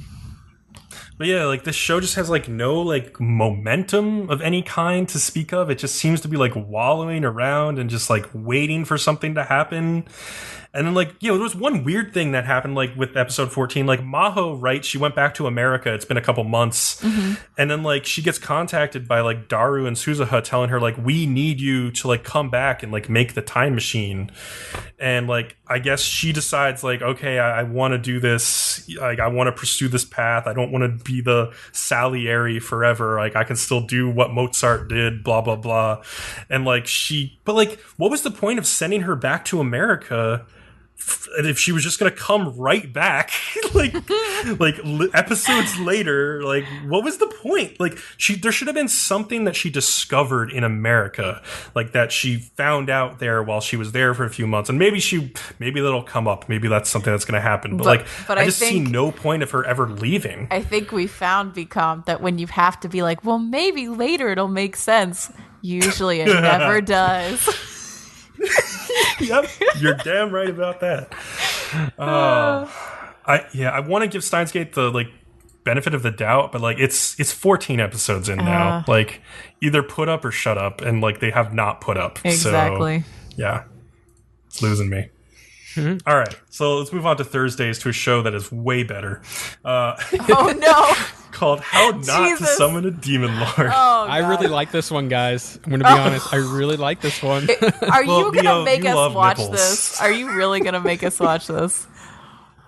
I'm already watching this like with my isekai buddy Mundus, so I don't care. No, I it's honestly not that I like to sit down. I don't have to try to figure out some mystery or anything. I generally like OP characters. I just think it's fun and simple. It's not and that I hate I just kind it. of like where it's going. If you do pick it, I won't be mad or anything. It's just like a brain dead watch, but that's okay. We all need those occasionally. I mean, if you, I think that's what it was because I binged a bunch of shows and I got to this one, and it's just nice to have my brain turn off for a minute. Yeah, and I think it's one of the better isekais I think I've seen lately. So it's like one of the more entertaining isekais. I refuse to say better, but it's definitely more entertaining. We'll take entertaining then. Okay. Yeah. So I'll tell people what this is about. It's a very, very ecchi isekai show about this shut-in dude named Takuma Sakamoto, who he has a character named Diablo in an MMORPG that he is like extremely high leveled in. He is like the demon lord of this game. But then he gets summoned through like magic into another world by a cat girl named Rem and a huge-breasted elf girl named Shira Greenwood. And like I think we said in the preview, like they are trying to use magic to enslave him, but he has this magical reflection skill, and so their enslavement magic just bounces back against them. He was actually just using it too before they summoned him. Yeah, exactly. So they become his slaves. They have little slave collars on, but they're not too upset about it because they're like, it could be worse. I guess we could just, whatever. Well, I will say, even though there are like the slave collars, the show does not ever make it like gross with like, ooh, No. you have to do what I say, or like it doesn't get. Even though it is extremely pervy, it is like only sexual. It is not creepy or gross, and I will give it tons of points for that. So I agree. Yeah. So like the show continues on, and mostly Diablo he's just having these other two girls throw themselves at him, and he's like extremely socially awkward, so he has no idea how to deal with this besides just like role playing his weird demon lord character. And so and we find out like Rem, the little cat girl, is like she's important for some reason. I'm forgetting now. Oh, she has like the soul. Demon Lord. Yeah, she has the soul of like a demon mistress, right? It's like stuck in her, and it's like hereditary. Right. So like she's gonna pass it on to her kid or whatever. And it's the scene where he finds it out because it's the quote interrogation scene. Oh, with the ears. Laughing. This show keeps making me laugh. I don't know. No, it's just okay. Dumb laughs, but I'm going. My favorite scene so far is like the beginning of episode 2, where he's laying in the bed and he wakes up and he's got like one hand on like the big ass tit and one hand on like the flat lolly tit, and he's like, "Oh, the difference between them, it's exquisite." I think it was in episode 3 or maybe even 4. I don't know which one it was, where like he like butts his head into like the elf girl's chest, and it's like nice and soft, and then he goes to do it into like the other girl's chest, and like he hurts himself on her rib cage. It's just like, this is so dumb, but at least it's funny. Like that's how I feel about this whole show. Like it's really dumb. It's a power fantasy for guys. It's like a sexual fantasy for guys. Like he's 100 levels above most of the other people he faces, like in this like game world. Like he just destroys everything, and like all the girls are like scantily clad, and they like gather around him, and they're all falling for him. But at least it's funny. Like, at least it's like kind of fun. Also, one thing I would say, I will respect about this show is that it does get like the ecchi stuff is pretty interesting. Like it does go like pretty hardcore. So yeah. I don't know, it's fun. That's awesome. Okay, I will say, did you guys notice that the elf girl like was almost forced to marry her brother? Like they changed the sub so that it says like you were almost forced to marry that guy, but like they don't say brother for obvious reasons. The one I saw, they left brother in there. Oh, really? And they also said she was supposed to have his kid too, so it's just super fucked up. Okay, so I guess it depends on what site you're watching it on, because I watched it on Verve, and they cut out brother, and they changed it to that guy. And I was like, that is very intentional. Yeah, and you've watched so much anime, you're like, you clearly said older brother there. Yeah. Yeah. Like, I'm not, like, I mean, you don't even need to know that much Japanese to know that. So you only need to watch one moe show where one of the moe girls just sluttily goes, Oni-chan, to know what that means. You guys ready to get serious? I'm so serious. Serious. Why are you so serious? I'm not serious, you're serious. Get me some Jägermeister. God, that's awful. All right, so we're talking about Sirius the Jaeger. I'm leaving that all in. That was pretty good, actually. Okay. All right, so let me tell people what the show is about. Have some in-depth notes here. It's a Netflix show from PA Works, directed by Masahiro Ando, who is well known for doing some action stuff as well as some like more like interesting drama shows like Hanasaka Roha and like Snow White with the Red Hair.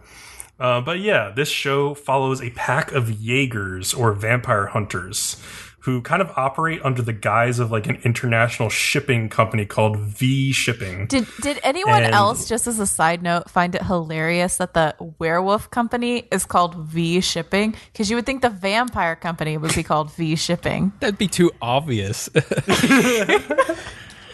kept getting confused. Look, maybe because I was like, wait, V Shipping should be the vampires.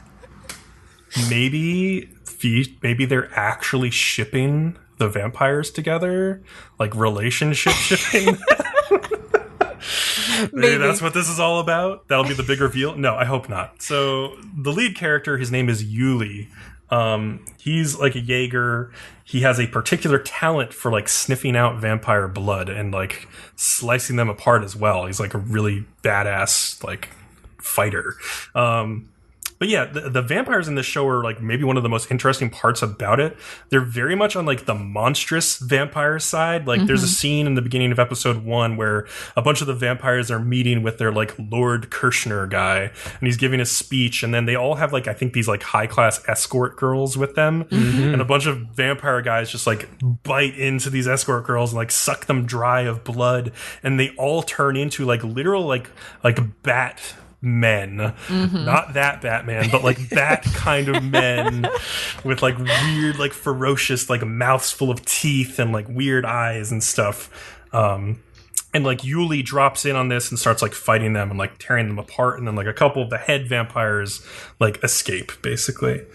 And then like, yeah, the middle of this episode, there's some exposition explaining like the current like criminal landscape of this town. There's this like party called the Hyako party that's been robbing from like rich people for the poor, kind of like led by this like guy who feels like he's like the last samurai or something.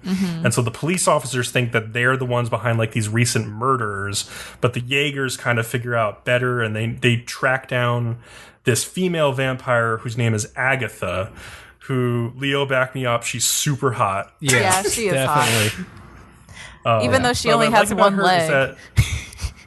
Yeah, well, and one arm yes, later on. Yeah.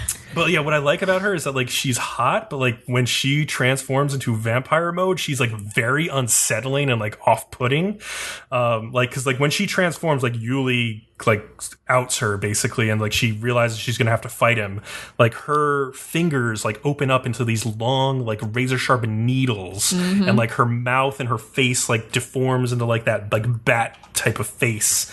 And like yeah, she's fighting Yuli, and it's just like a freaking awesome fight, like clanging metal against like his crazy like staff that like is like a 3-part staff that breaks apart and like has blades inside of it. You know who she really made me think of? It was Lust from Full Metal Alchemist. Oh yeah, very similar, like kind of in design and like the way they act and stuff. Yeah. Yep. And yeah, like so the fight turns into like a car chase, and then like they're racing like these 1920s cars. This reminded me a lot of Princess Principal, and like the first episode of that crazy car chase. And there's another Dorothy. Yeah, Dorothea. Yeah. And so, like, they get to this bridge, and, like, one of the cars is turned over and, like, exploded, and, like, so she has to fight Yuli on the bridge, and, like, Agatha pricks his neck with one of her, like, crazy, like, razor-sharp claws, and then, like, when she does this, like, something, like, ignites inside of him, like, this blue glow. It's the beast. It's like the glow of Sirius or something, because she says, like, you're one of, like, Sirius's something or other. She gets cut off, and then I think she meant to say nuts. Offspring, I think. Yeah. So he goes nuts, right? And he just, like, starts wailing on her, like, cuts, like, half of her right leg off from, like, the knee down. And, like, she falls off the bridge, right? But then she starts glowing red. And then she starts, like, floating back up towards the bridge. And he, like, yells out, oh, she's a royal. So she's, like, some kind of vampire royal who, like, apparently will have, like, special powers or something. Fly a little bit, I guess. Yeah. So he's about to go in for, like, the final blow, and he, like, jumps up, like, 50 feet in the air, and he's, like, flying through the air when this, like, white-haired vampire, who we later find out is named Mikhail, like, snipes him out of the air, and that's how, like, the episode ends. And, like, just, like, all of this is animated so fucking well, and, like, the music is great, and, like, the cinematography is awesome. The characters like, it just are looks great. awesome. Is Mikhail the one who's Irish? I love him. No, that's Fallon. So Fallon is, like, the Irish guy with the the big red muscle hair, guy or orange hair. Yeah, he's awesome. Yeah. A lot of them are awesome. Yeah. Yeah, and then, like, Philip, I think, maybe, is like the younger, like, blonde kid. Yeah, with Philip's the violin blonde. and everything. Yeah. Well, and you can tell they have a lot of backstory, because, like, Philip at one point says, yes. like, you Lily's brother, like, did something really fucked up to my parents. I think it was, like, his family, his parents did something to his parents, because, like, he hates the Sirius clan. No, I think it was his brother that he did something fucked up to Philip's it parents. may have been. Yeah. Yeah, and he's explaining this to that, like, cute little girl who's, like, hanging out with Yuli for most of the second episode. God, I thought she was going to die at some point that episode. Well, Kat and I both had our minds went to the same place. I was convinced that this was going to be Full Metal Alchemist Take 2. Like, Shout Tucker. Like, yeah. That's why I thought she was going to die. Something was going to be horrible happen, yeah. Well, something horrible did happen, at least, but not to her, thank God. Because Full Metal Alchemist has already done that. And it would have probably been like, oh, they're just doing the Full Metal Alchemist thing. Because, like, yeah, her dad is, like, a crazy, like, biological scientist. He's, like, clearly working on something. Well, and there are people like, going missing around him. And so I'm like, because they're like, oh, it's so sad his wife died. And then I'm like, getting flashbacks from Full Metal Alchemist. And I'm like, oh no, what is happening?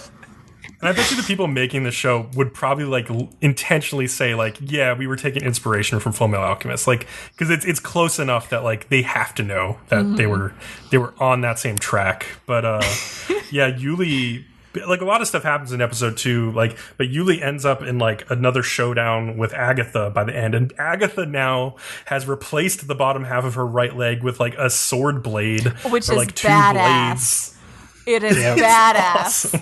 Oh my gosh. It's so good. And the fight between them is just incredible because he's, like, trying to defend this little girl, and the little girl's father had been turned into a vampire by Agatha just, like, 2 minutes prior, and now he's, like, rampaging as, like, a newborn vampire trying to kill people.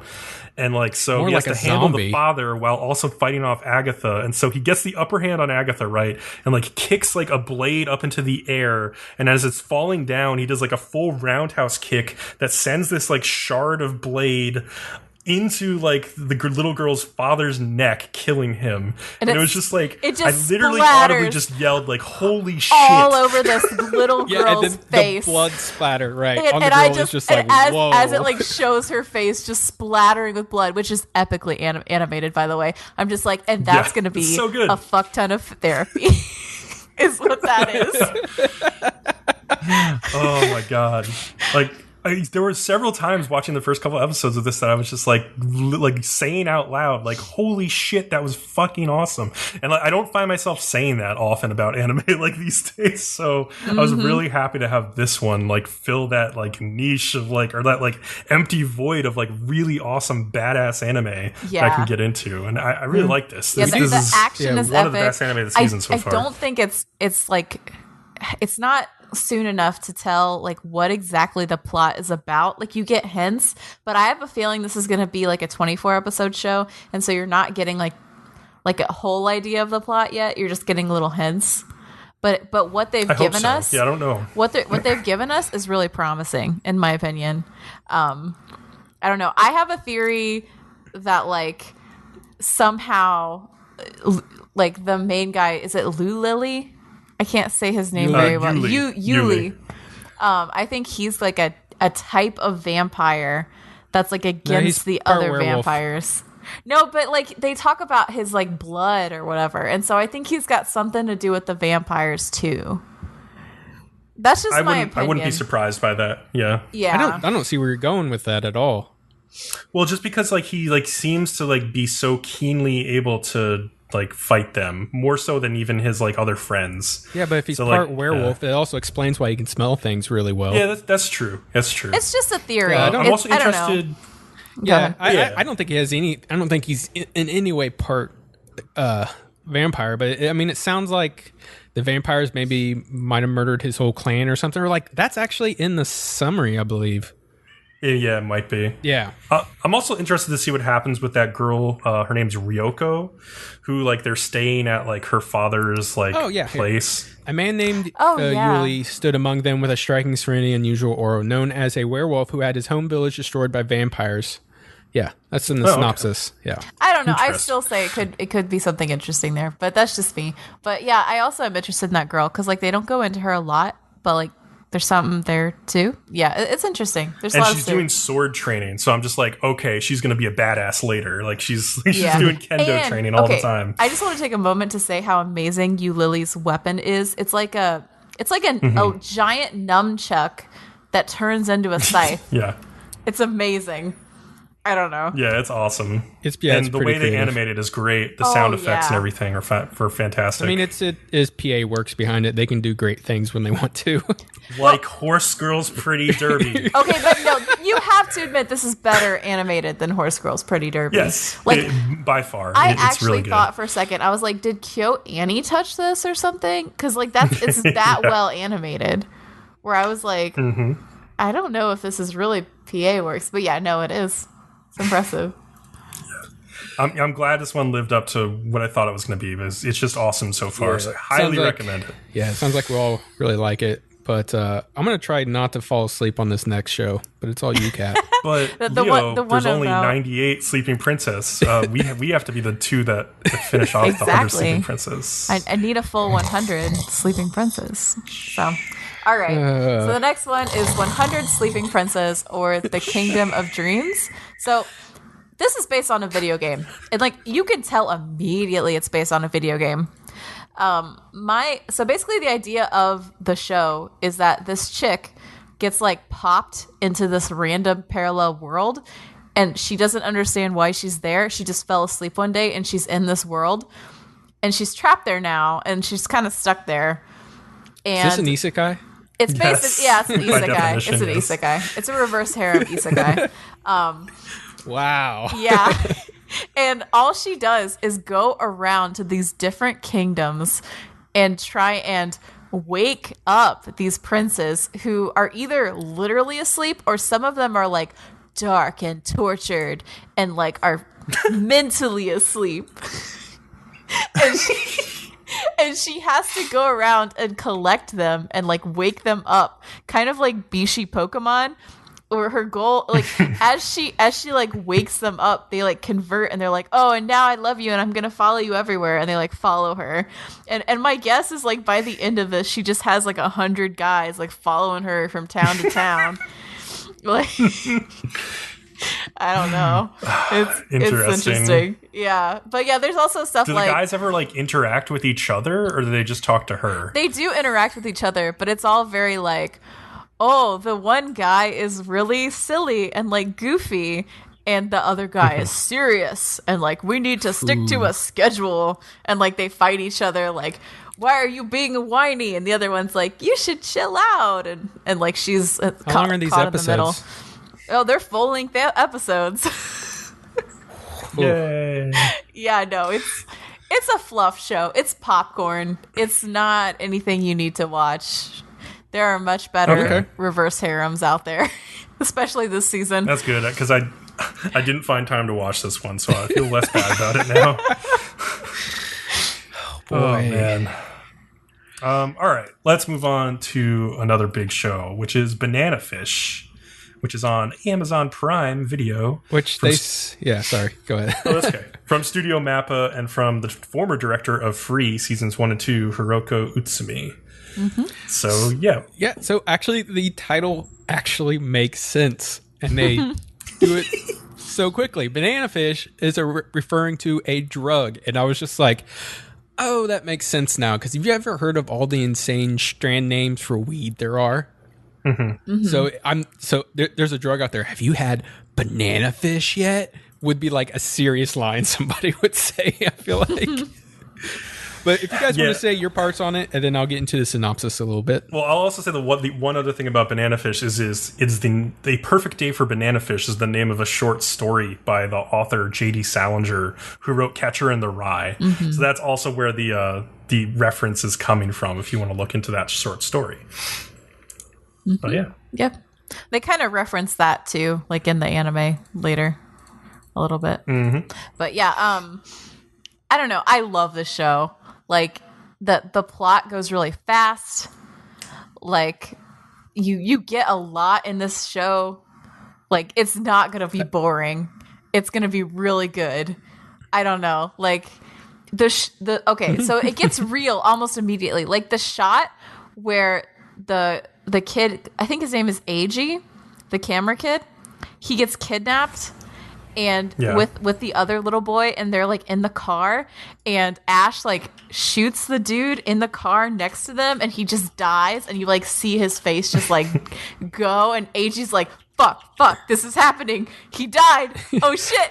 It's really that's real. Second episode. No, that's in the first episode. I think it's in the first episode. That's still in the first episode. Yeah, no, okay. See, it's that's like when the the car is driving away when they get kidnapped. That's the very end of the first show episode. Goes so fast that you feel like more episodes are passing than are actually passing. Like think about what happened within the span of those 2 episodes. Like you introduce all the characters, you introduce the camera guy. They go into that bar, you show them getting kidnapped, you show them going through the chase and then through the kidnapping, show them escaping, show Ash getting questioned, and show Ash going to jail, all in 2 episodes, and none of it feels rushed. It just feels like click, click, click, like scene. It's really good. Oh, well, allow me to go into greater detail for you then. Okay, sorry. So yeah, I'll start this.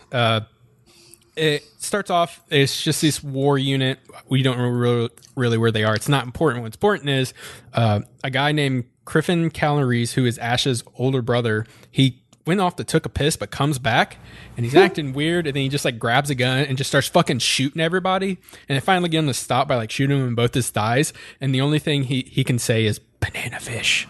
It's just really weird. Banana fish, banana. This might be a record for a title drop so early in a show. This is the opening scene, and they say banana fish. It's pretty close, yeah. So a couple of years later, Ash leads his own gang back in. They're in L.A., right? I think they're in New York City, actually. Why does that one guy give an L.A. address, though? I don't know. But from everything I've been getting, it's from New York City. Yeah, and I thought it was New York too. Well, he's out just patrolling or whatever, and comes across a dying man that gives him a trinket. Later on, he's messing with the trinket. Inside, he finds a white powder. And it turns out he works for like the big mob guy. His name's Dino. He just runs the whole syndicate and everything, and he's gay. Just gotta get that out there. They're really hard on that. Yeah. Like they emphasize they that really push it so many times, and that irritates me a little. Like when it's one of the very few things, because then later you find out other things about him, and I'm like, yeah. So it turns out that dying man from earlier had stolen something from Dino himself, and Dino's pretty sure that Ash has it. AG then comes from overseas to interview Ash for a magazine, but while at the hangout spot, Arthur, a guy in the gang that isn't happy with Ash being the leader, rounded up some guys and busts into the place. The plan was apparently to capture AG and a young kid named Skip. He's just a nice little kid.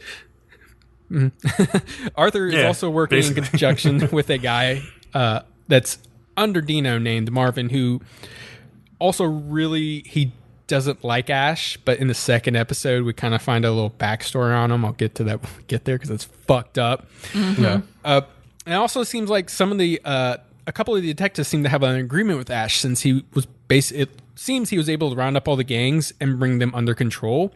So they kind of work with him to keep things in check, is what I gathered. Right into episode 2, Ash goes after them and gets captured and tortured by Marvin as he tries to find where he hid this stuff Dying Man gave him. Ash later tricks Marvin by letting him think he can fuck him. He's like making like little seductive moves, and he tricks him, punches him, knocks him out, whatever. And the three of them make them escape. We're talking about Skip, AG, and Ash here. Yeah. Except they end up coming to a dead end, and AG defies the laws of physics and uses a metal pipe to pole vault over a wall.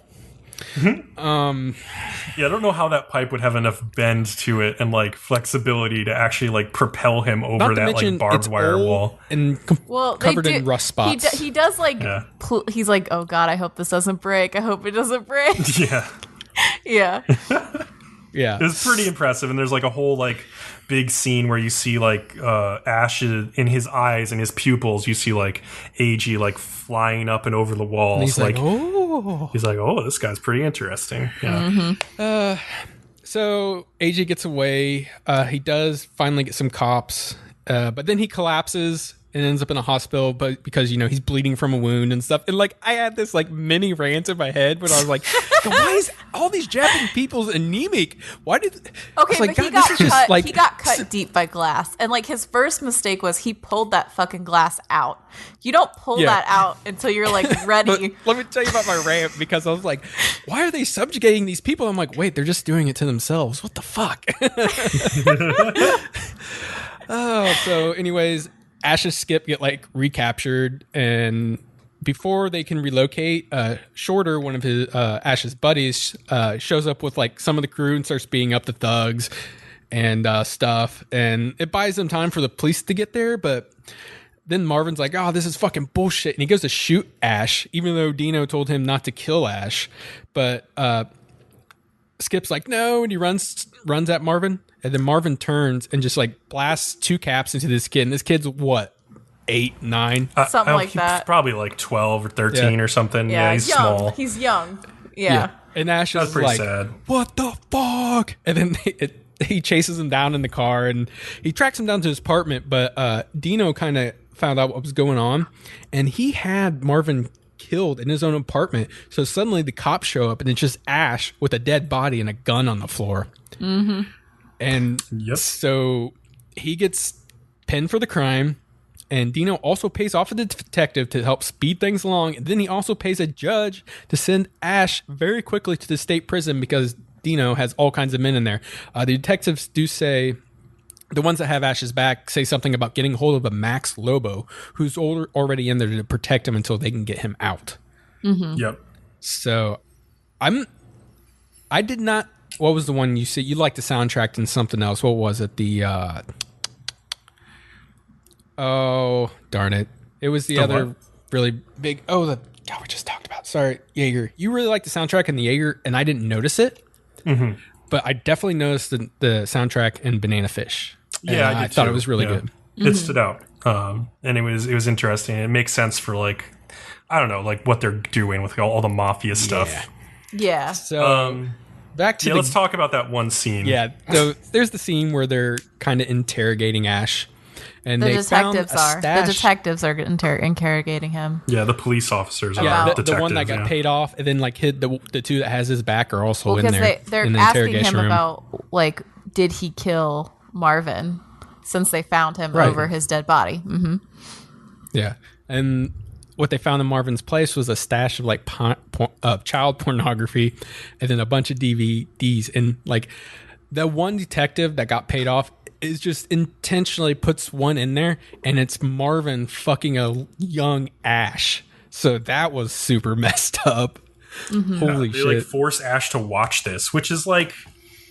That's fucked up. Like, that's really fucked up. Yeah. That you would force somebody to watch this tape of themselves that is clearly something that would be traumatic for them. It's he's like being yelling at raped him, as a like, child. "Don't put that in there." And then like, well, but he also doesn't detective stop is it. just- The other detective's like, "Don't do it," but then he doesn't like stop it either. And then later he's like, "You did a good job," and he's like, "Don't fucking touch me," because like you just sat there and let him do it. Yeah. Yeah. It's just really, and he's like, he basically just using that as like, this is the motivation why you killed him. Well, So that and I was also kind of his thought point. it To was be honest, really it's a good motivator. yeah, that's it being is, like, but like obviously didn't. This- But I don't know. Like I also found that scene where he's like, "Don't fucking touch me." Like the one detective that's supposed to be good and like tries to comfort him, and then later I think they're trying to get him to talk again, like right before he goes to prison. And like Ash is telling them basically like, "I'm not a part of your game or whatever. Like that has nothing to do with me." And like you don't really give a shit about me. You're not being genuine. You're just doing this because you want this information. In the end, Yeah, they send I mean nothing to they you. send Eiji in at one point to think, because they think Ash will talk to him, but Eiji's like, the detective sent you, didn't they? Yeah. Yeah. And then he said Yeah, something no, that really connected with Eiji, and I blacked out at that part. I don't remember it. Yeah. I just thought that was No, a I mean, it's good interesting. part. It was interesting. Yeah. Like I have some hope for this anime because like even though it's like tackling like these really, really dark themes, like it seems to be like pretty decently well written. It's just that at times it feels like they're nailing it in the thing like way too hard. Like where it's just like, oh, he's Ash or like whatever, like Eiji, by the way, he's gay and he likes Marvin, and Eiji's like, what?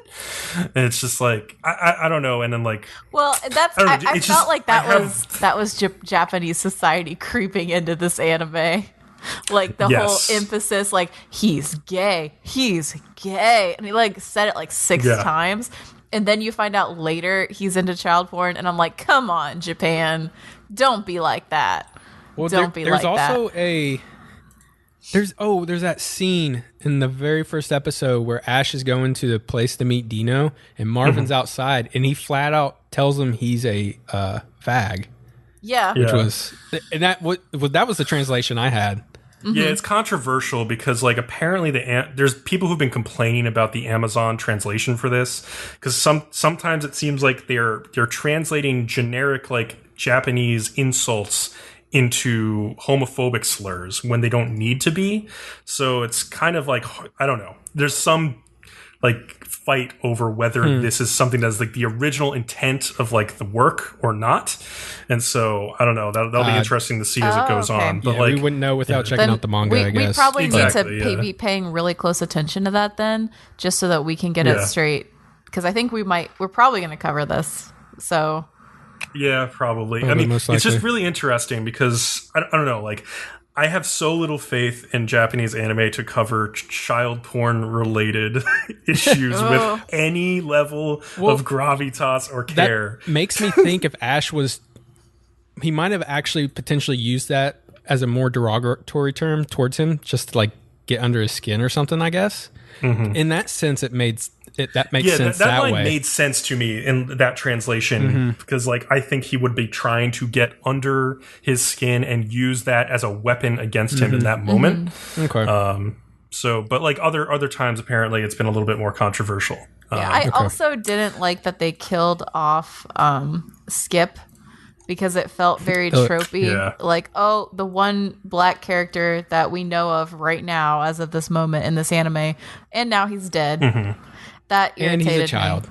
He's a Yeah, little kid, yeah. that Sucks. irritated me. I mean, I didn't really care that he was a little kid because, like, you know, kids die, but like, I don't know, it just felt. What? I mean, Everybody dies, Cat. I mean, should I be more sad because he's a little kid? I don't know. I mean, it's an anime, not real life. I'm just saying, Yeah. it probably was a little racially insensitive of them. Like, they probably should not have done that. But it's Japan, and they probably don't understand about that. So, And I'll say, while I really like Ash's character so far, I'm not as hooked on Eiji's character. He's just like kind of like oblivious, innocent Japanese guy. But then they're pulling back some things, like he's a pole vaulter. Like, well, no. I don't know, like he has some interesting aspects to he him. is a So I'm survivor. sure we'll learn Like, more. when he was in that moment, Yeah. he's like, no, I'm going to try. Like, he's not completely Yes. hopeless. So. True, and so it'll be interesting to see how that relationship between the two of them develops over time. And yeah, this is like a 24 episode show, so it's going to have a lot of time to play out too. Mm-hmm. So I also I really liked how like the weird sort of back and forth between Aichi and Ash, because at the beginning Ash is sort of held up on this pedestal like, oh, he's so cool and he's done all these things, and then by the end of the second episode you kind of see Ash being like, in the end, like, you're the one who is lucky, like, I'm stuck in this place, like, right. And he kind of means like societally, like, I don't know, it's interesting. Mm-hmm. So there's a lot of really interesting things in this. I don't know, I could talk on and on about it, but we have another anime to talk about called Seven Senses of the Reunion. The flower we saw that day. No. Okay. That's what it's called. Mm-hmm. Oh, right. No, wait. Weird. No, never mind. It's called Seven Senses of the Reunion. This is also on Amazon Prime. It's also called Shichisei no Subaru. And it's a light novel adaptation by Studio Lerche. And okay, let me just get like the general synopsis out of the way. So, as a lot of people have already observed, it's basically a crossover, this show, of the premises of like Sword Art Online and like Anohana, the flower we saw that day, in that it focuses on a group of kids who used to be really good friends in elementary school, and we're also an epically strong raiding party in this MMO called Union. And so like they like dominated the game. They were really good at it. Bcom, can I make a real quick note? Yeah. Did you write that in your notes independent of me writing that in my notes? Because I swear I didn't even read your notes. Did you write that what too? Did I write? that it was Sword Art Online mixed with Anohana? Oh, yeah. I did write that independently, yes. Oh, my gosh. Yeah, I mean, like, it's so clear. Like, that's what it is. I mean, yeah.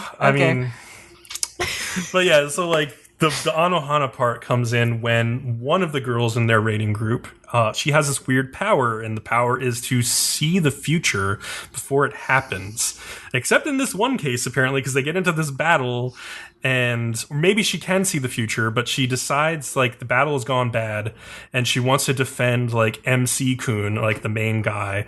And so she jumps in front of, like, an attack, and she gets hit, and she just gets, like, vaporized by this attack. And so she dies in the game, and then they find out later that she's like vanished in real life. So they think she has actually died in real life. There's no body or anything, but they have like a funeral for her. Like they go like mourn her, and then they move on. She had a heart attack. She didn't vanish. She had a heart attack and died. I thought there was like no body or something. No. So she had a heart. I could be wrong. She had. I know she had a heart attack, and so when she went back into the real world, she had a heart attack and died immediately. Oh, weird. All right. Mm-hmm. So somehow years later, a game where somebody died from a heart attack from dying in the game gets a sequel. And it isn't crippled by lawsuits somehow. And the sequel to that game is called Reunion. And so like a lot of the people who were in that old raiding group independently start like checking out this game again.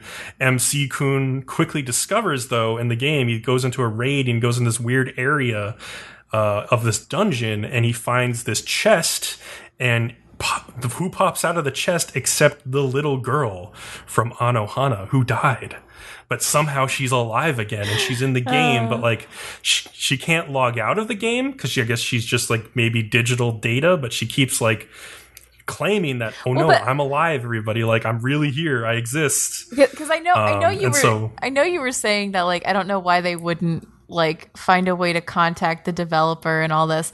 I think the reason the developer is making Reunion, even though they are probably crippled with lawsuits, is they're obviously some sort of, so they were saying that like only certain people can play this game, like you have to have a certain sense. Yeah. So I think that this corporation has discovered like some use for people who have this skill, and they're using this video game to round them up. And then they're going to do something like Sword Art Online. That makes a lot of sense, actually. Yeah. That's that makes why. way too much sense. Yes. And so, yeah, the one weird thing about this, like, okay, so the girl who died, quote unquote, she, like, when she wakes up in the game, she feels like no time has passed at all. And, like, if you remember, they were in elementary school when they quit playing, or, like, when they stopped playing the game when she died.